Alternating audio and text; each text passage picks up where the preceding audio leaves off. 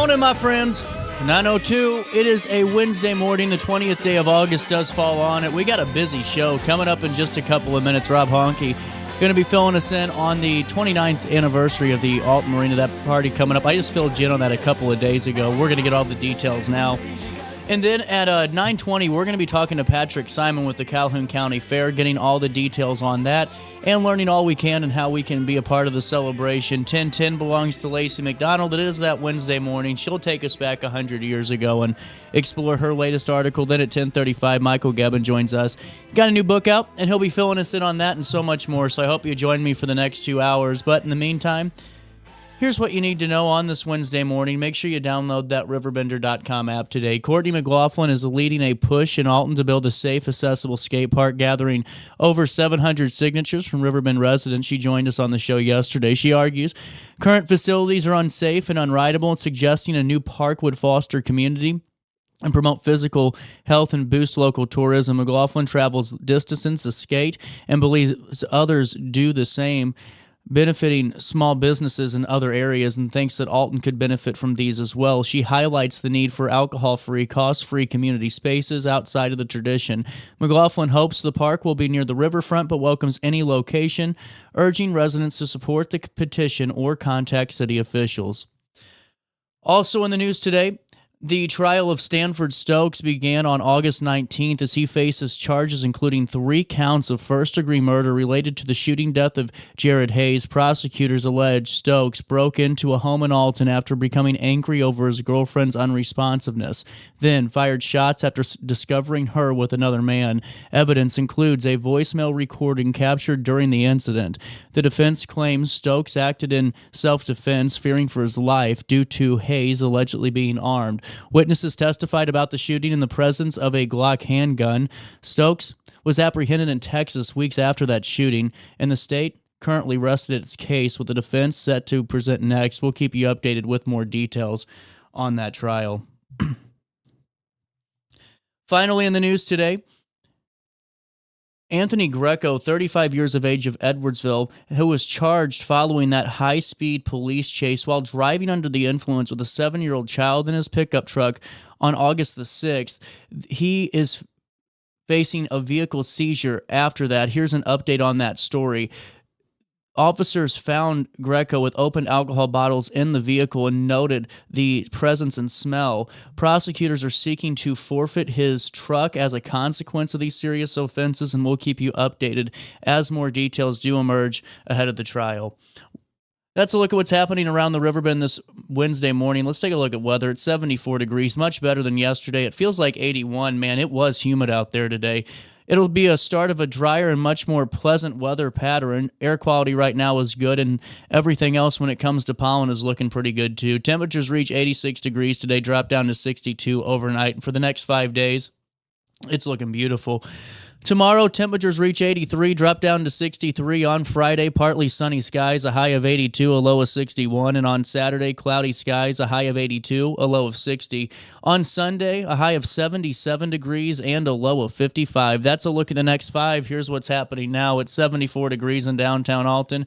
It feels like 81 out there for time and temperature throughout the day. 618-465-4545. This time powered by Bounce Back Rehab Recover. Return home.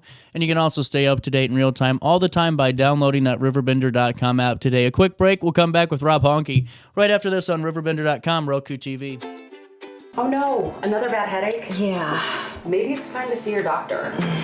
OSF Healthcare can handle all of your family's primary care needs, including diagnosing health issues or referring you to a specialist. Schedule an appointment today. For the biggest selection of pre-owned cars, trucks, and SUVs in the Riverbend, visit AltonToyota.com or stop by their location on the Homer Adams Parkway in Alton. Winner of the prestigious President's Award, Munganast Burkhardt Alton Toyota knows how to treat their customers, and it will help you find the vehicle that is perfect for you. For years, Munganast Toyota has been a fixture in the Riverbend, and now Munganast Burkhardt carries the tradition. New name, but the same great service you've come to expect.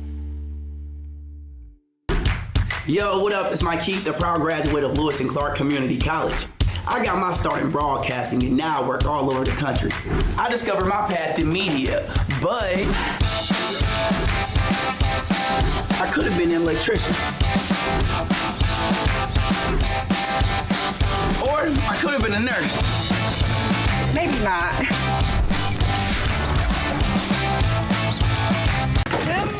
With over 20 years of experience, Wilson's Tree Service has the expertise to handle all of your tree care needs. Licensed and fully insured, their team of experts are dedicated to providing reliable service. Plus, with a 24-hour emergency service line, Wilson's will always be there for you. Don't risk tackling that timber by yourself. Trust the local professionals at Wilson's Tree Service. Visit treeservicealtonil.org to get started today. You're listening to Our Daily Show with CJ Nasello on RiverBender.com. I'll be grooving when the sun goes down. We're feeling alright when the sun sinks down over the water. Everything gets hotter when the sun goes down. 9:08, welcome back. Daily Show on a Wednesday. Rob Honke, Alton Marina, joining us in the studio. This Friday, man, this summer flew on by. This is crazy. The 29th anniversary party going to hit us before we know it. Saturday. Oh, Saturday. That makes sense. Saturday the 23rd. Damn. I got the date right, just not the day. Right. Well, we're coming up close, though. And honestly, last year was a great time, and this year I'm sure it's just going to be, everything. And then I think it'll be bigger this year. Really? We've advertised a lot more this year, and after we got the same band coming back. Mm-hmm. Close Quarters was awesome. Yeah. We got the same band coming back. We've got Rollin' Dog's food truck. Mm-hmm. It's going to be there. We're not competing with the food truck festival in any way. Ours pretty much kicks off as soon as that stops. So, well, and honestly, what better way to kind of make a day out of it, really, than to go to the food truck festival for a few hours and pop over? Yeah, we get a lot of spillover from that. Oh, you should, yeah. Well, how's the summer been for you guys overall? It's been busy, aside from the water issues. Uh-huh. So we've had... And that's totally out of our control. The Corps of Engineers been running open river, meaning they lift all the tainer gates out of the water and try to drain any excess water from the upper river basin. And they've got their method to their madness, and we really don't really have any input on it. We can complain as loud as we want, but in the end, they have their mandate. Right. And their mandate is commercial traffic and flood mitigation, and so we've been sitting in the mud since the middle of July. Oh, man. But we're starting to come back up. Well, They drew us down about a week before F1. Mm-hmm. And has that affected, attendance or anything, or has everyone pretty much stayed? Not for F1. We were full. Okay. And most of the boats can get in and out of the marina, but I closed the public launch ramp a month ago. Oh, wow. And we've just reopened it. So... probably ought to get a press release out about that. But, once you get to the point where you're at 413.5, which is sea level elevation, you're sitting in the mud. Wow. And right now we're back up. They brought us back up a couple of feet. So we're about 416.5 now, which is manageable. That's interesting, It's though. not full pool, though. Full pool's 419.5. So when you got about 3 more feet to go till we're at where we want to be. Well, that's still interesting, though, to hear how that process works and the different water levels. And, getting back into the anniversary party, it's 60s and 70s theme. Do you have your disco attire? Or are you ready to rock this out? I am convalescent right now. As I explained before, I just had hernia surgery, so I'm not going to be doing much dancing. That makes sense. I'm on weight restrictions and diving restrictions. I can't be in the water. I can't lift anything over 10 pounds for the next 4 to 6 weeks. Oh, man. So, yeah. I hope that gets, by quick, though, man. Yeah, me too. It's miserable. I bet. It sucks. Well, and shoot, I bet, man. 6 to 10 p.m. on Saturday. That's August the 23rd. It's crazy to think that that's this Saturday already. Plus, there's going to be merchandise giveaways. That's cool. Yeah. We always give away stuff. We'll give away shirts and other swag we got. We got shot glasses and flags and the big Stanley cups. Oh, really? Yeah. Man, that'll be worth it for itself. Sure. Man. With that being said, too, the dockage offers a really great thing to take advantage of, I think, and that's when it starts, correct? It runs for a few weeks? It runs for 1 week. Oh. It runs, basically what we like to do is give them a break on the dockage if they want to come in for the party, and then stay the week and stay for the holiday weekend. The next weekend's Labor Day. Right. So, and honestly, that's really a great deal to take you guys up on. And now, whenever you go in, how do you take advantage of that? Is there a certain shop whenever you get to the marina that day, or is it just going to be online? They are either online, okay. They put it in their reservation notes, and we give them the discount, gotcha. Or they call us and ask us. You got to ask for it. That makes sense. You got to do the work. It doesn't automatically get applied. When people are taking reservations over the phone, a lot of them, they're not thinking about it. Right. And they process it. And then, but it's easy to go back in and take the discount out. For sure. And also there's going to be a variety of drink specials too. That's going to be really cool. Yeah, I don't know what Lynn's got planned, but she's always got something worked up. I think she's going to have two of the rolling bars up there. I know she's doing a lot of lemonade drinks. Those are popular. Those will sneak up on you, though. You got to be careful about those. Oh yeah, I don't mess with them. And also, no coolers though. No coolers. Please, no coolers. And what I think's really cool is this is open to the public. It's for everyone to come out and be a part of, and it's really cool to see like the reunion almost take place for folks that have been there for so long, or sure. Been there for some time and maybe have left and are different places, but still come back for it. Yeah. Well, I mean, and we've got people that have been there since the marina opened. That's wild to me. That's so There's cool. There's one guy, and I'll mention his name, Gary Stark. Give you a little shout out here, Gary. Gary's been there on JDoc since 1996. That's incredible. Wow. Almost 30 years. Wow. Next year will be 30. And see, that's where I think, that's just a testament to, how well things are going down at the marina and how nice of not only just a summer spot, but, folks are there as long as they can be, and I think that's a testament too. Well, it's for a lot of people, it is their vacation. Yeah. They don't go to Florida. They don't go to Hawaii. They don't go on a cruise. They spend their summers at the marina. Mm-hmm. Well, and out on the river. With F1 being in there, how was that for the marina? Did you guys have a really good spot? I didn't know how that viewing point would be for. As far as viewing goes, you really have to be either out on the river to see it, or you got to be up where the cruise ships dock at the park. From the marina, you got breakwater there, so you can't see anything past the breakwater, even at full pool. That makes sense. You'd have to be at 6 feet over flood stage to be able to see it, and by then nobody's on the river. That makes sense. Well, I was just curious about it, and honestly, on Saturday, it's going to be a beautiful night for this. The weather's breaking. Thank God. Oh, dude, I couldn't take any more. And then the only thing today is the humidity was so My damn wallet bad. can't take any more. Oh, dude, I had Amron on the show, seriously. And we're just telling him it was the highest viewed episode or a segment I've had. It was like 40,000 views already just on Riverbend. I'm going to hold my tongue talking about that because I might get in trouble. I think we all. Mine's coming to me in 5 days, and I'm just like doing the rosary every day. I got mine for my house last week. Oh God. Yeah, I'm scared. Yeah, I won't even tell you how much it was. You know what? You don't have to worry about whenever you're at the Alton Marina anniversary party. Your electric bill, because you're going to have such a good time listening to Mark Close that it'll be just. Are you going to come to a live feed? I don't know if I'm going to or not this year. We have to see where all the video team. But that was a good time. Everyone's asking if you're coming. No pressure. No pressure. We might have to talk about that. We'll have to work that out and see if we can get the video team down there and check their, because that was honestly what I thought was cool is just hearing some of the folks that work for you and just hearing some of the pride they take in their job and just with also how have those improvements been? Great. We've got a lot of positive feedback Have from you it. really, man? They're That's pretty cool. much almost done with the decking. The low water has been a problem. Has it? The low water's been a problem, and we've had a lot of rain, so they get rained out quite a bit because they are doing some work on the undergirding, on the welding and stuff like that, and can't do that in the rain. And makes sense.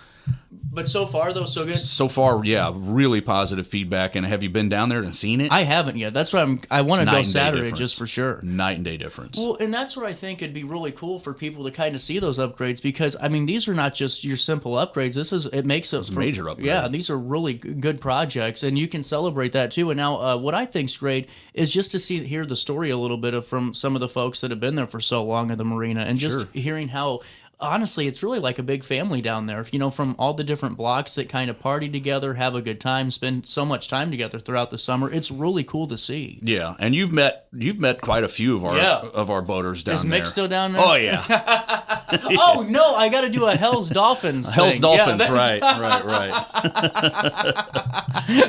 Those guys, they're great. Well, and now, how long have you had the marina? You know, it's been a couple of years now. I'm in my third year. Is it third? Third season. Well, and now, what have you learned along the way? Now that you've been a couple of years deep, and you're looking forward. A lot, but the main thing is I've learned a lot about how the government works, because we are a municipal marina. Mm-hmm. I do have to work in step with the city and with city officials. So that was kind of a learning curve for me, because I'm not used to having to ask for permission for a lot of things. Right. I'm used to having my own thing, and I get to make all the decisions. It's not that way with the marina. I have to go and I have to answer to people. So right. That's a big part of it. Well, and it's been a positive experience. I'll say that. Everyone at the city that I've worked with has been really helpful, and I haven't had any issues at all. From the council all the way up to planning and development, the mayor's office, everyone's been great. Well, and see, that's what I think is really good to note, too, is just a little bit of that partnership and how it works. Because I think so many people might know the marina but not understand that dynamic. A lot of people don't understand it, and that was kind of a contentious issue when they were doing the decking project and approving it. Yeah. And people were saying to me, why can't you pay for your own improvements? And I had to tell them, guys, I just manage the facility. Right. I don't own it. The city owns it. Right. The Corps of Engineers owns the land. The city owns the property. It's their property. I'm managing it for them. So I don't own anything down there. That's kind of a misnomer. Well, and honestly, just one that's good to kind of note on as we're kind of wrapping this up and getting back into the party, and that's on Saturday, not Friday, because I know how to do my job now and read dates. August. It's early. You need another Monster Energy or a coffee. I'm telling you, man, it was a long night, and I wasn't even drinking. That was the problem. You know, I've always told people, if I wake up tired, I at least want to earn it, you know? Right. The 29th anniversary party, Saturday, August the 23rd, 60s and 70s themed. The Close Quarters Band featuring Mark Cloche, KC95. That was a great interview, too. He was awesome to have on the air. It's 7 to 10 p.m. They'll be playing. Plus, Rolling Dogs is awesome. That's a great food truck. Drink specials, the cash bar, giveaways, and then honestly, that dockage offer, really cool. What is that again, just for the folks that maybe are just tuning in? It's buy one, get one. So if you stay one night, you get another night. Mm-hmm. And that is for that week. It's from Friday, this Friday, through the following Sunday. Be perfect, honestly, and especially with how great the weather's going to be the next couple of days. Like man, they said, I'm ready for it. Well, they said Sunday too. It's gonna be like 78 degrees. Be perfect. Great. Yeah, I'm in. And so with that being said, Honky Properties, Donna Wald logo at Max Bluff City Grill, and Michael Ryan Exteriors all sponsoring this event with RiverBender, and that's really great to see. And just come on in. I mean, honestly, that's the only note I have. It was come on down, everybody. Time. Come down. Come one, come all. But see, we got plenty of parking down there. Plenty of space, plenty of booze.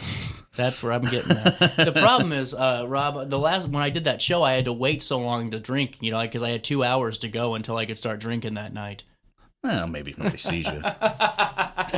With that being said, man, it's good to see you, and I'll see you on Saturday. Okay, thanks, CJ. We'll take a quick break. We're going to come back and talk with Patrick Simon of the Calhoun County Fair, get all the details on that. Going to be a great event. And you stay there, and I'll be here on RiverBender.com, Roku TV. It's our daily show. Oh no, another bad headache? Yeah. Maybe it's time to see your doctor. OSF Healthcare can handle all of your family's primary care needs, including diagnosing health issues or referring you to a specialist. Schedule an appointment today. For the biggest selection of pre-owned cars, trucks, and SUVs in the Riverbend, visit AltonToyota.com or stop at their location on the Homer Adams Parkway in Alton. Winner of the prestigious President's Award, Munganast Burkhardt Alton Toyota knows how to treat their customers, and they will help you find the vehicle that is perfect for you. For years, Munganast Toyota has been a fixture in the Riverbend, and now Munganast Burkhardt carries the tradition. New name, but the same great service you've come to expect. Yo, what up? It's Mike Keith, the proud graduate of Lewis and Clark Community College. I got my start in broadcasting and now I work all over the country. I discovered my path in media, but I could have been an electrician. Or I could have been a nurse. Maybe not.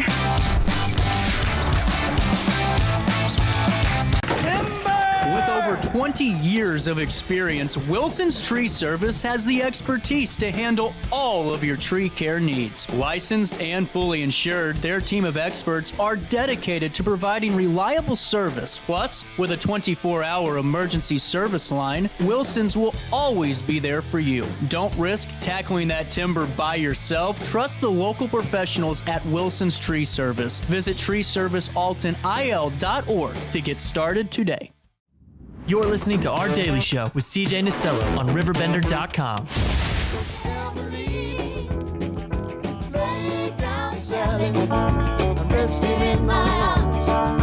Don't you think you want someone to talk to?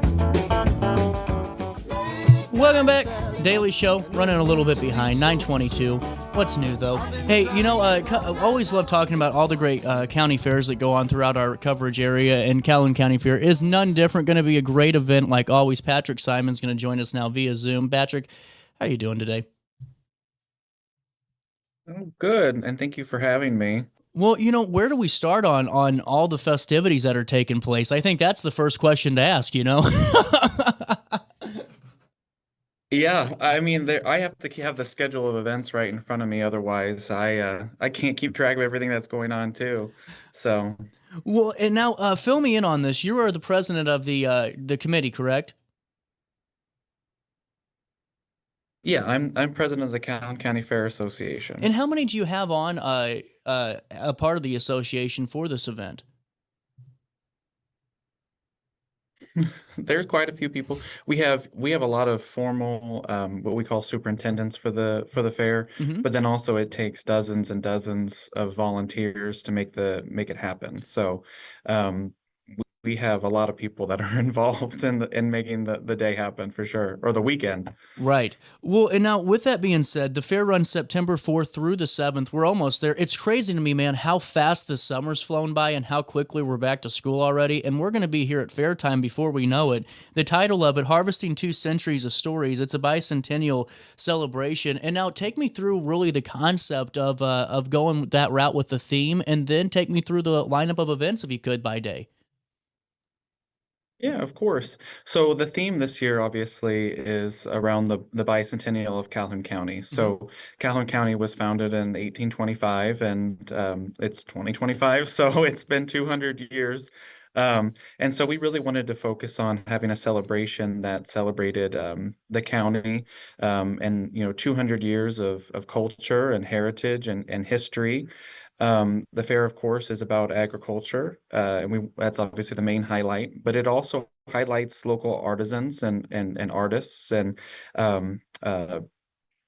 in all the different things that make Calhoun. So we're going. So in that line of thought, we're going to have a special event this year that highlights the apple orchards of Calhoun. As a lot of people know, Calhoun is called the Apple Kingdom because historically it was a place where apples were grown and shipped from, and is regionally, if not nationally, known as a place that for its apples. So we're going to have a special display there. But going through the week of events, Thursday, we have a new thing coming this year. We're going to have a concert, and it's going to be a free concert if you pay to get into the fair. So I should preface that. And it's going to be the Jake Maurer Band, which is a local favorite, with Cash Gettin opening. That'll be Thursday night at 7:30. So that starts off all the events. That'll be really great to be a part of. And as we're getting this close to the fair dates, what's the excitement feel like, not only on through the Fair Association with yourself, but also the community? Because I know this is a very highly attended couple of days. Everyone comes out, multiple generations of families reconnecting or saying hi, and really what that Americana is supposed to feel like too. For sure. I mean, the Calhoun County Fair is the classic Midwestern American fair. I feel like the county of like 5,000 people grows to 10 or 15,000 when you get all the people together. But I like you said, you hit the nail on the head there. It is the classic Americana fair. It's our motto at the Fair Association is to provide safe, affordable family fun, and that's what we really tried to do this year. We've added new things. Specifically for family, that's free on Saturday. We started it last year, but but this year is going to be our second year, so hopefully it's a little bit bigger, a little bit better. Our family ag day on Saturday, which is going to have I believe a petting zoo, different attractions for the kids as far as maybe some fire trucks and a touch the truck event Oh, and wow. a junior Olympics. Yeah, it's going to That's be really a lot of cool. stuff on Saturday. And now that runs from 12 to 4, correct, on Saturday? Is that going to be September the 6th?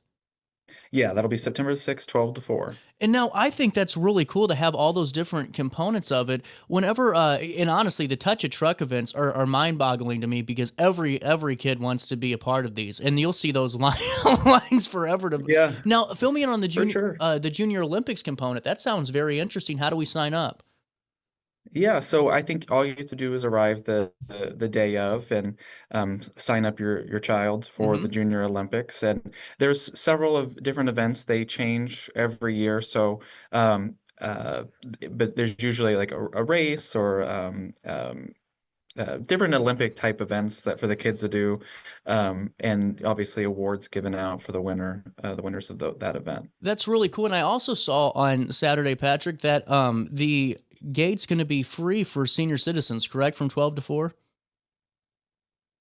Yes, yeah, that's something that we do every year. We like Really to have cool. get our seniors in and so they can come in and enjoy a meal at the fairgrounds, and visit for a little bit. Really cool. And now, also the pedal pool at 2 p.m. That just because I'm on Saturday, so I figured let's just talk Saturday here real quick. This is at 2 p.m. I always Sure. love a good poll. Now tractor pull is my favorite. Now, what's the pedal pull going to be all about? So the pedal pull it's actually it's an adorable event with a toy tractor. It's Oh. well that a child can sit on, but it's like a real tractor pull. They have weights on the back of this toy tractor, and each child has to pull like you would in a tractor pull. So and it like I said, it's very cute to watch, and the kids love it. And again, awards are given out, and I know I have friends that won the pedal tractor pull 20 years ago, and they still talk about their big win of the toy tractor pedal pull. That's awesome. And then right after that, you got entertainment on the grounds. Jordan and Dominic are going to be playing, correct? 2 to 4 p.m. Saturday. Yep. Yeah, we'll have lots of music outside of our big concert, which will be, our concert will be a real concert on our tractor pull Hmm. spot, and which will have seating and some Oh, standing nice. places. But yeah, but we will have music every day on the fairgrounds, so people can sit and listen, and so you can bring your lawn chair and sit and listen if you would just like to, listen to the music outside of a big concert event. So. But yeah, we try to keep every event we try to have a little bit of music entertainment. You also have a Little Miss Calhoun pageant at 5 p.m. and then the ITPA tractor pull at 7. And both of those events, I'm sure, are very highly attended events. Oh, for sure. We have lots of little girls this year running for the Little Miss Calhoun pageant, and that will be a big event. So people should come out early to get their seats for that. And then obviously the ITPA tractor pull. That's probably our biggest event of the year. And we always people always come up to me every year and say that they love pulling at the Calhoun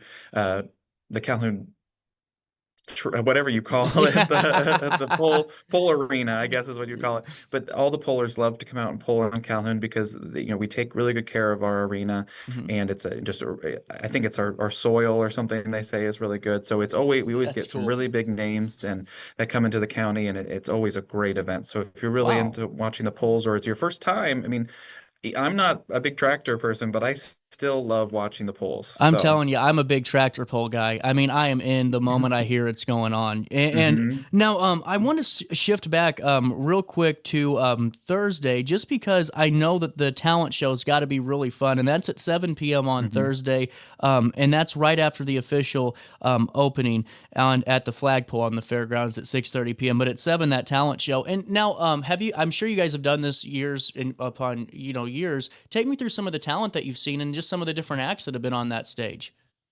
Yeah, and this will be a great opportunity to plug Calhoun because 2 years ago, our winner at the talent show won the state competition, our senior division. Oh, They wow. won first place in the entire state. Yeah, little old Calhoun. We have some talent, hidden talent in up here in the bluffs up in Calhoun. But we usually get a good variety of local talent, and this is age limited to the junior division, which is middle school, grade school children, Mhm. and then you have our senior division, which goes up into the high school and young adult. Um, I won't call them children, but young adults, I guess. And but we get a lot of musical talent. We get people who do ballet, and if you really want to see some of our local talent, this is the event to come to, and cheer on and encourage these kids. This is the event to come to because you really do get to see some unique talent. 100% over. And also, just following up real quick, because we're going to go back into Friday, is we already have a tractor pull on Saturday, but this is going to be fun. This is the Illinois Farmers Tractor Pull. And now, fill me in on this. Is this kind of, is this more of our kind of a traditional kind of tractor pull? What's this looking like? Mhm. Yeah, well, if you're a tractor, I guess was a purist, this is where you get some of not the big, fast tractors. You get some of the antique Yeah. tractors and some of the, a little bit slower, but I guess maybe it's the more authentic type of experience. And we're going to have some new polls there. And I'm not all familiar with the lingo on the polls. I do like to watch them, but we're adding a little bit of a new event at the end of that. I think it's a more localized type of tractor pull with maybe older, more antique tractors, and that's something we just decided to add last week. So I don't have Oh, all the wow. details on that, but that will be an additional thing added into that event at the same time. So. Really cool. Well, and honestly, as we wrap up on Friday real quick, Drifters Mile will be the band that's playing 7 to 10 p.m., correct? That'll be the concert that night? Yeah, that'll be our music. That'll be on our smaller stage that we Okay. have. It won't be hopefully not as rowdy. I don't know if I can do 2 rowdy days in a row, but it won't be as rowdy as the concert on Thursday. But it will be good music. We always have good talent. Try to keep it local, but good talent, and obviously that'll be near where we have all of our food, and I think besides the events and all that, the food is probably the number one thing people come Oh, out I to the fair bet. for. 100%. Now you got to give me your top 3 fair foods at the Calhoun County Fair. Oh man, I don't know. I don't know. That is really hard. This is the only Yeah. hardball question Um, I'll ask you. Oh my gosh. Well, I mean, the corn dogs that you get are obviously going to be absolutely the best. And I don't eat corn dogs all year just so I can eat 5 to 10 at the fair. And then you can get some steak kebabs over at our St. Norbert's stand. Our local organizations, and I actually should preface that too. All of our food stands are run by local organizations so Really that they cool. can get donations. Yeah, it's a boost for the community. It's our whole goal is, the Fair Association's nonprofit. We don't try to make money off of our fair. We try to give back to the community, and that's our goal with that. But Mhm. and then a third favorite, oh my gosh, I had to pick a dessert. I really do like the funnel cakes at the fair. I think if you eat too many of them and then try to ride a ride, you'll definitely get sick. But I have to eat at least one when I'm at the fair. I love it, man. And then, real quick, just to wrap up the lineup of events for the ride up, 7 to 10 p.m. You got the NKG band, who's fantastic. They'll be playing, and then now Sunday is where I get excited. You can never go wrong with a good demolition derby at 2 p.m. right after church on a Sunday. Oh, for sure, yeah. And that is, you see the wave of people Do you after our really? parade. Oh my gosh, yeah. Because we stand by the gate and just watch. I mean, after the parade, because our parade's I believe it starts at noon, Mm-hmm. and it comes into it. And our parade is unique. It actually starts in Hardin in town, and so you can line up anywhere along the main drag in Hardin, and then the parade actually comes into the fairgrounds. So if you're also at Wow. the fairgrounds, you can watch the parade, but you can see the just wave of people that come in for the Derby, and it is just packed. And we do have new seating options available at the Derby. So if you don't get one of those truck spots where you put the big farm truck up and watch, there will be maybe 3 times as much bleacher seating this year. We've got a new set of bleachers, and so there'll be some free spots for people. So come Nice. on out, even if you don't have the rented spot. That's going to be really cool. And then you, just to follow that up, you also will have some entertainment going on during that time with the Crip Kickers. Then at 4 p.m., the Jerseyville Show Choir and Jazz Band. At 6 p.m., the Miss Calhoun pageant. And then you also will have some entertainment during that with Lane Victoria hosting. So that's really a full 4 or 5 days of fun.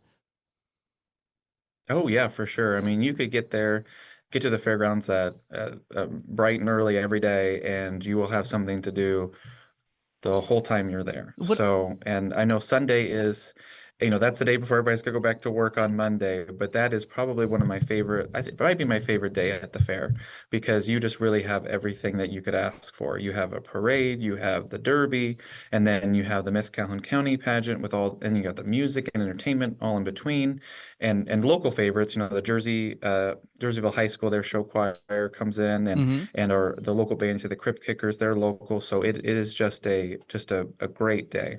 Well, and what I think is really cool, because I was on your website scrolling as we were talking just to kind of follow along with you, is the fact that there's so many sponsors and so many contributors to make this event possible. And it's really just a testament of Calhoun County and the support you guys show one another. Absolutely. We are so appreciative to our sponsors and our local organizations that donate and give to keep this event going. Like I said, this is really a community event. It's not out, it's not here. It's not, like a private organization not trying to, make money. It's really here to serve the people and make sure people have safe family fun, that's affordable for the whole family. We try to keep it, in this age of rising costs, for the last few years, we have not raised the price of admission.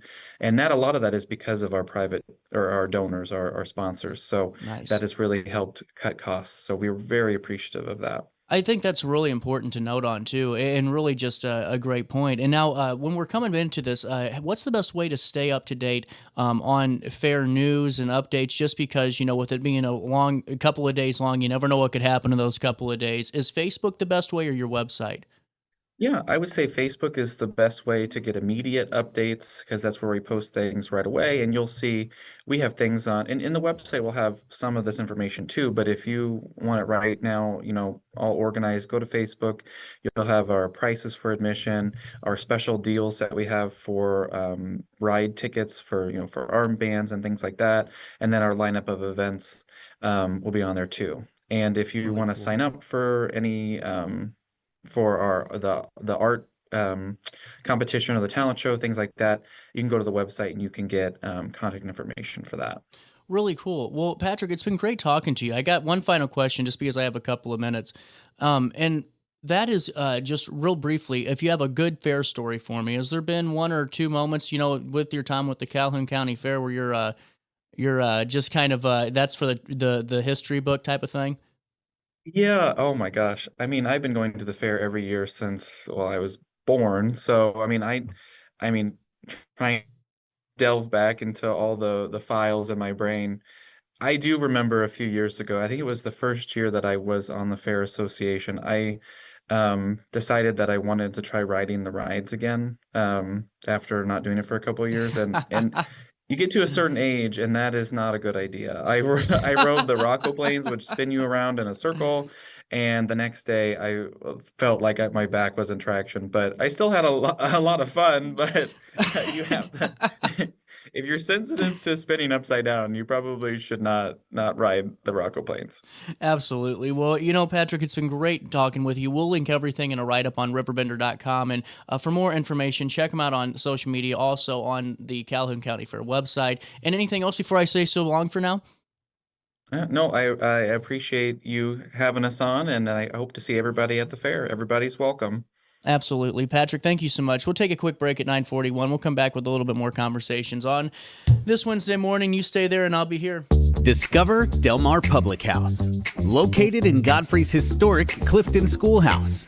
Enjoy bold flavors like homemade falafel, fish and chips, and rotating pasta favorites. Relax with local beers, half-price wine bottles, and summer poutine nights.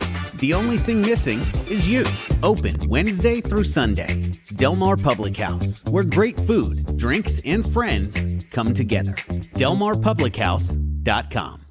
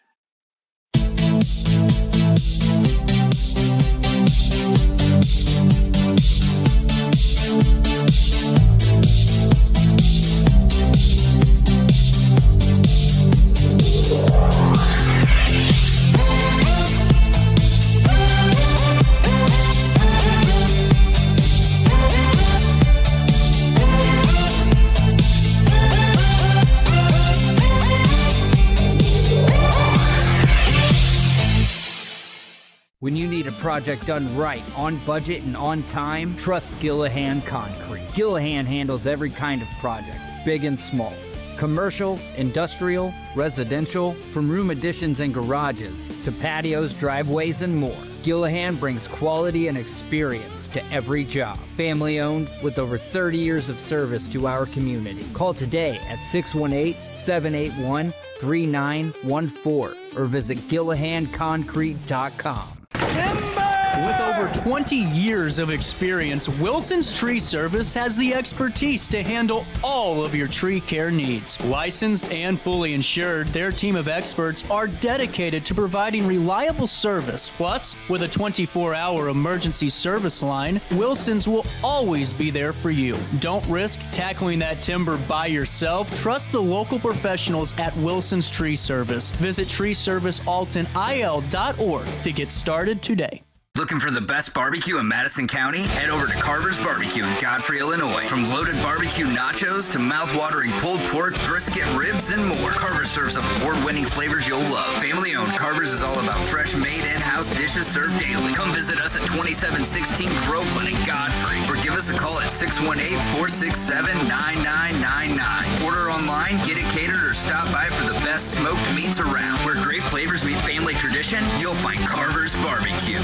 Macias Insurance Agency, providing quality products with extremely competitive prices. As an independent provider, we source multiple companies to offer the best rates possible, covering auto, home, business, and life insurance. Our goal is to provide quality service that meets and exceeds customer expectations. You can rest easy knowing the Macias team is working round the clock to ensure that both you and the most important parts of your life are covered. Our qualified professionals make the insurance process easy so you can live carefree and focus on what matters most. Visit MaciasInsuranceAgency.com today to find out what our team can do for you. You won't find a better health club than Nautilus Fitness Center. More cardio, more free weights and equipment, more classes, a swimming pool, and more. If you're serious about your health and want to make a change, then stop thinking about it and visit Nautilus Fitness Center on Industrial Drive in Alton. Don't fall for the hype you get from the other health clubs. Nautilus is the Riverbend's premier health club. Has been for years and will be for years to come. Get to Nautilus Fitness Center and get started on a healthier new you. No matter the season, Play It Again Sports in Edwardsville has the gear the athletes need to get in the game. Whether you're shopping for the newest sports equipment or saving money on quality used gear, Play It Again Sports carries what you need to maximize performance to get the most out of every swing, kick, stroke, or shot. We'll even buy your used goods, paying cash on the spot. We carry all the gear for all the sports all year long. We're your hometown sporting goods store. Play It Again Sports, conveniently located at 4 Club Center Court in Edwardsville. Picture This and More has been a trusted name in the Alton community for more than 30 years, with the last 3 being right here on Broadway. We specialize in quality framing at affordable prices. We also feature works by local artists because we're proud of our community. If you have valued treasures to display and preserve, we're sure to have the perfect fit with our large selection of custom framing and display options. Whatever color, shape, or size, Picture This and More has the look you need. Stop by today and let us help you with your next project. I set the thermostat so my house would be warm when I got home from work, but the kitchen is still cool. At Barrett Heating and Cooling, we stand behind every Lennox system we sell. My dealer said he'd take care of everything. At Barrett Heating and Cooling, we understand everyone wants prompt, professional service. Turns out it wasn't my furnace after all, just a little something blocking the vent. Pretty smart dog if you ask me. For service you can count on, call Barrett Heating and Cooling. Lennox, innovation never felt so good. You're listening to Our Daily Show with CJ Nasello on RiverBender.com. Then that time I went and said goodbye. Now I'm back and not ashamed to cry. Ooh, baby, I am signed, sealed. Welcome back. 9:47. A little bit of change. Michael Gebben in studio. And it's been about a year and a half since you've been back. And let's see, what was that I was on for? I can't remember specifically, but probably it's a been a couple while years here. And, at least. Honestly, it's great to see you're still obviously working as I'm still ever. I'm still plugging away. I mean, I've been a little dark on the internet, I think, for You the last have. few It years. was a little quiet, yeah, but, which is partly in tune with this. Well, honestly, you did a pause practice. That's right. That's right. I wrote a book because I've been on a pause professionally for probably 3 years. I mean, I've still been doing video production work. You just brought up my wife's Etsy business. Yeah. She's hit 75,000 sales on her Etsy store. I've still been living life, and personally, I've been in many ways happier than I've ever been. But professionally, I hit a tipping point, and that's where this book came along over the last few years. So. Well, let's explore that because you were going nonstop. There was all these different books and different projects you were working on and collaborations. And take me to that tipping point. Was it just an overload? Yeah, it's interesting. I mean, the more I study trauma and the mind, psychology, I mean, I feel like there's this page in the book that takes half the page of just all the stuff I've explored in the last 12 years. But I was the massive imperfect action guy. I mean, that was my thing. Go, action. I really, although I inspired people to take action, I never fully related with people who maybe weren't taking action. Like I could inspire them, but I was always the guy who took action. I mean, when I started my company, Gebb's Total Video back in 2006, I just went full bore. And I kept that up the better part until really about 3 years ago. Mm-hmm. And, people died, business partnerships failed, different things happened. And what I've learned about the brain is that ultimately, I call them stove moments. I talk about in the book. Yeah. So you touch a stove, brain says, don't do that again. Well, some people can touch a stove a lot more than others. And I just had so many things that stacked that ultimately my brain just went into productive mode, and that's procrastination. That's what I was in. The brain scan. Yes. Okay. I was like, it just hit me. So I got brain scans. I talk about that in the book. All these things to figure out what is going on. I'm procrastinating more than I ever had in my life. And I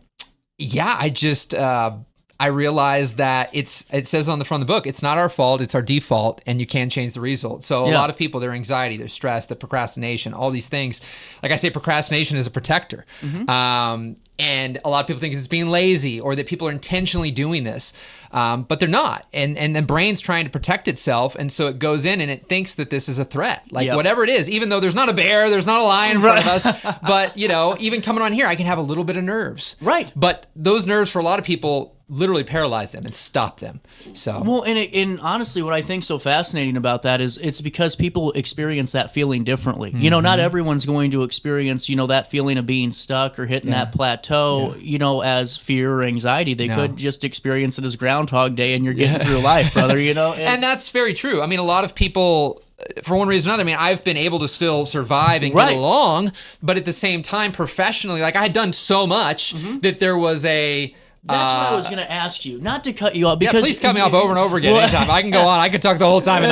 But because you've done so many different projects with, huge names from, Tony Robbins and been to Richard Branson's Island, a lot of cool things. Yeah. And so that's where my thought is, you do all this stuff and you're like, what's next? Where do you go from here? Yeah. Well, that's a part too that I think, especially in these high performers, high achievers that I look for is sometimes you reach these mountaintops and then it's like you're always trying to climb another mountain. But eventually you're like, what do I keep doing? How do I up myself? Yeah. And I did go through a period of time where that was challenging because it's like you come back to everyday life, which is really part of the book as well. I went to all these seminars and I was sometimes the attendee, but more times than not, I was filming. Yeah. And I'm getting these testimonials and all these things. And then I'm seeing people sometimes year after year and sometimes for 5 to 8 years and no progress has been made. And what I found is that it's like pre-production and post-production. Life happens in the production phase. There's the everyday stuff. You get pulled out in traffic. Your wife's irritable. Your husband's irritable. Whatever. The things are happening. And these seminars, you're safe in the room. So you're vulnerable. Like, oh my God. The thing I heard over and over again is, I've met my people. My people are here. But you come back to life and people are like, you drank the Kool-Aid, right? And they start judging you and shaming you and whatever else. And then you default right back to everything that you already were doing and nothing changes. So people have all this insight without the integration of this information.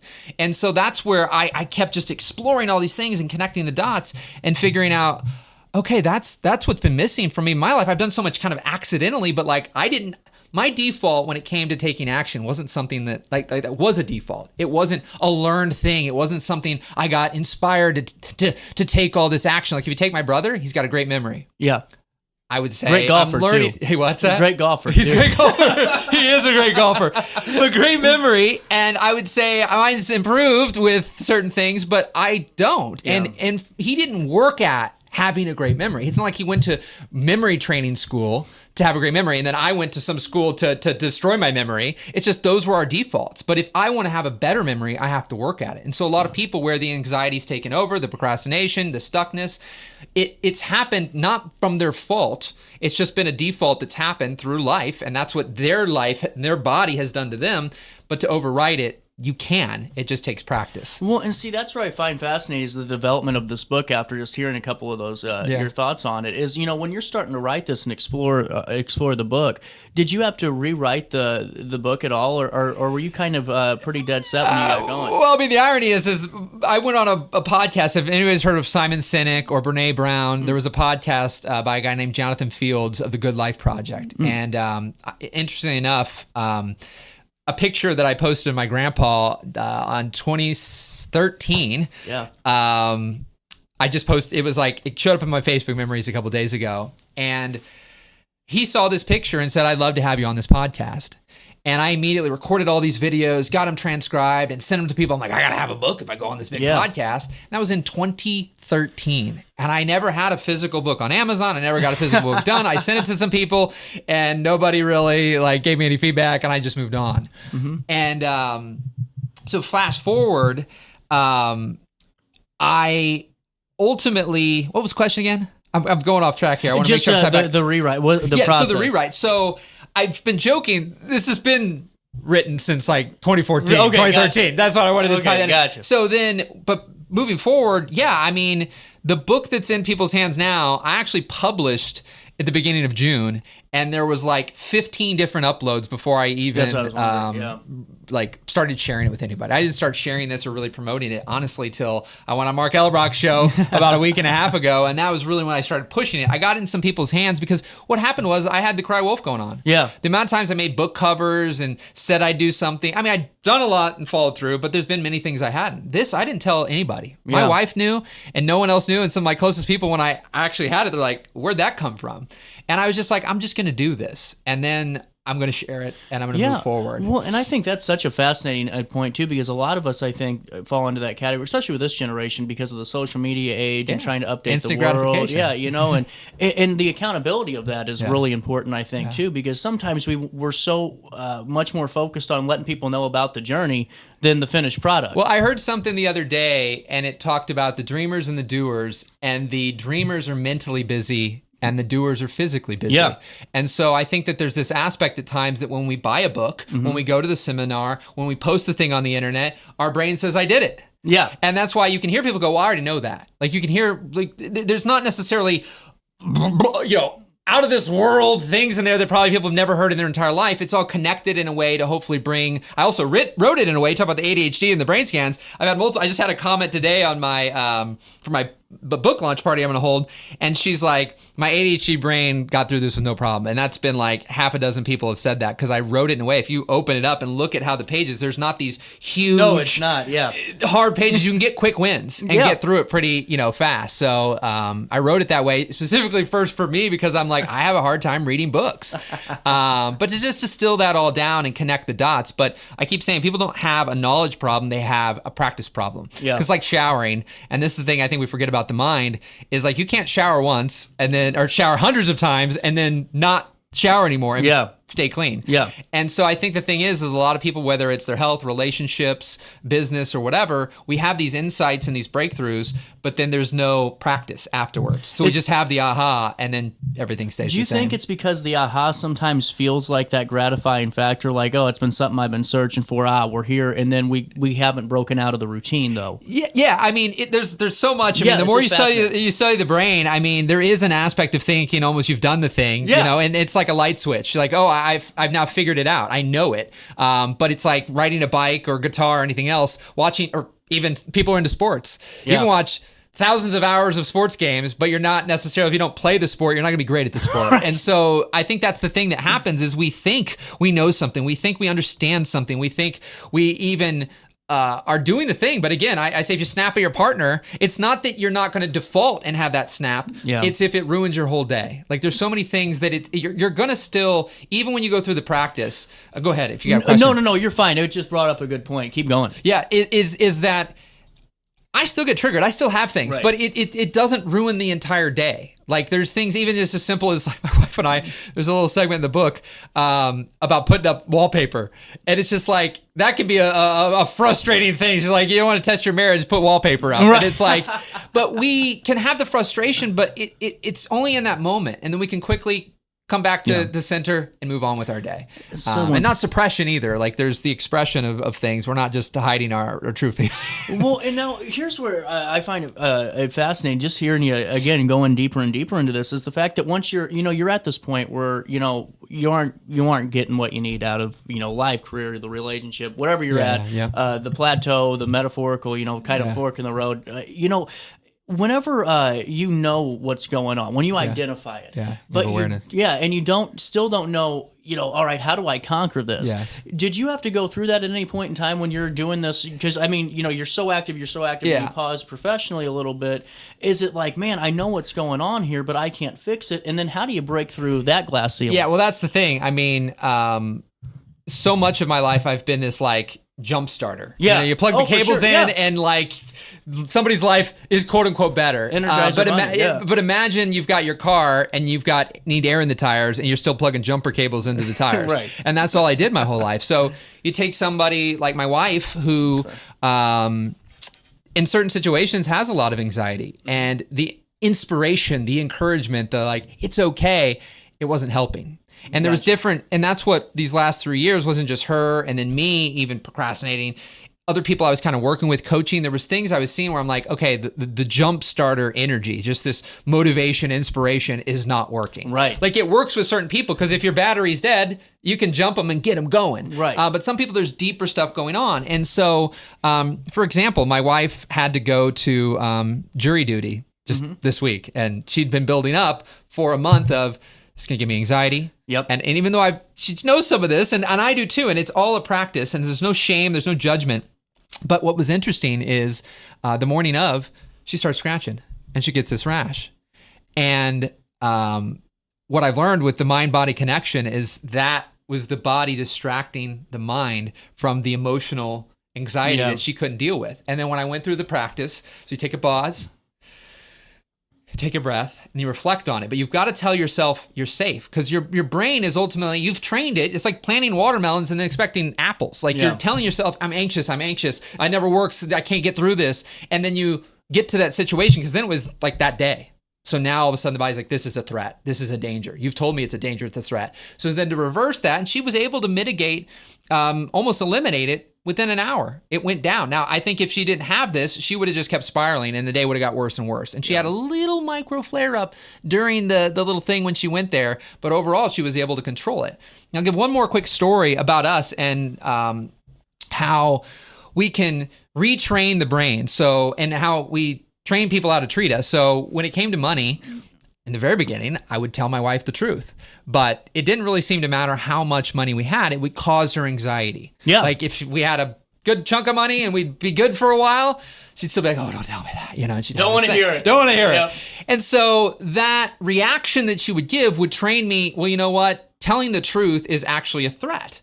So now I'm only figuring all this out in hindsight. Yeah, gotcha. And some of it happened kind of accidentally. And then I'm like, oh, I did what I'm doing in this practice here, but kind of accidentally fell upon it. Now you can do this intentionally, regularly. But so what happened is then I started lying. When you get caught lying, that's even worse than potentially telling the truth. Right? And so, but you might get caught less lying, and you're safer more often, except for if, that the lie gets found out, that might put it over the edge. Right. But so what happened is I had to learn to explain to her why I was lying. And that how the reaction had made me feel it was unsafe to share. Now, this wasn't something I was consciously thinking about the whole time, but once I figured it out and connected the dots, I was able to explain that, and we both could practice being able to, one, me tell the truth again, and 2, her have a different reaction to the truth. Yeah. And from that, she's gotten to a place where we could have no money and she'd be like, all right, what do we got to do? Right. And stay calm. And that is a huge growth for someone who really had a massive anxiety and fear around money and not having enough of it. And to see her change and others change, this is one example, but there's so many like that. But it takes the practice again. This isn't a one-time rep. Like, we didn't have one conversation. Right. And then the next time it was perfect. Well, I think that's the problem. It goes back into our instant gratification Yes. thing on social media. We need an answer right away because we're in this world of now. Yep. And it's the same thing internally 10 times Yes. worse, because then you have the internal judgment or the internal thoughts that Yes. go through and all that fun Yes. stuff. And you're like, man, come on. I did the 10-minute YouTube video. I learned how to change the oil here. Yeah. But my car still ain't running right. Yeah, You know what I mean? exactly. Yeah, because you got to practice changing that Right. oil more than one time. You and it know, might it's have a little issues. Right. You know, and that's it. And I've seen that, and it's in all day, every day. There's situations that are coming up where people have the opportunity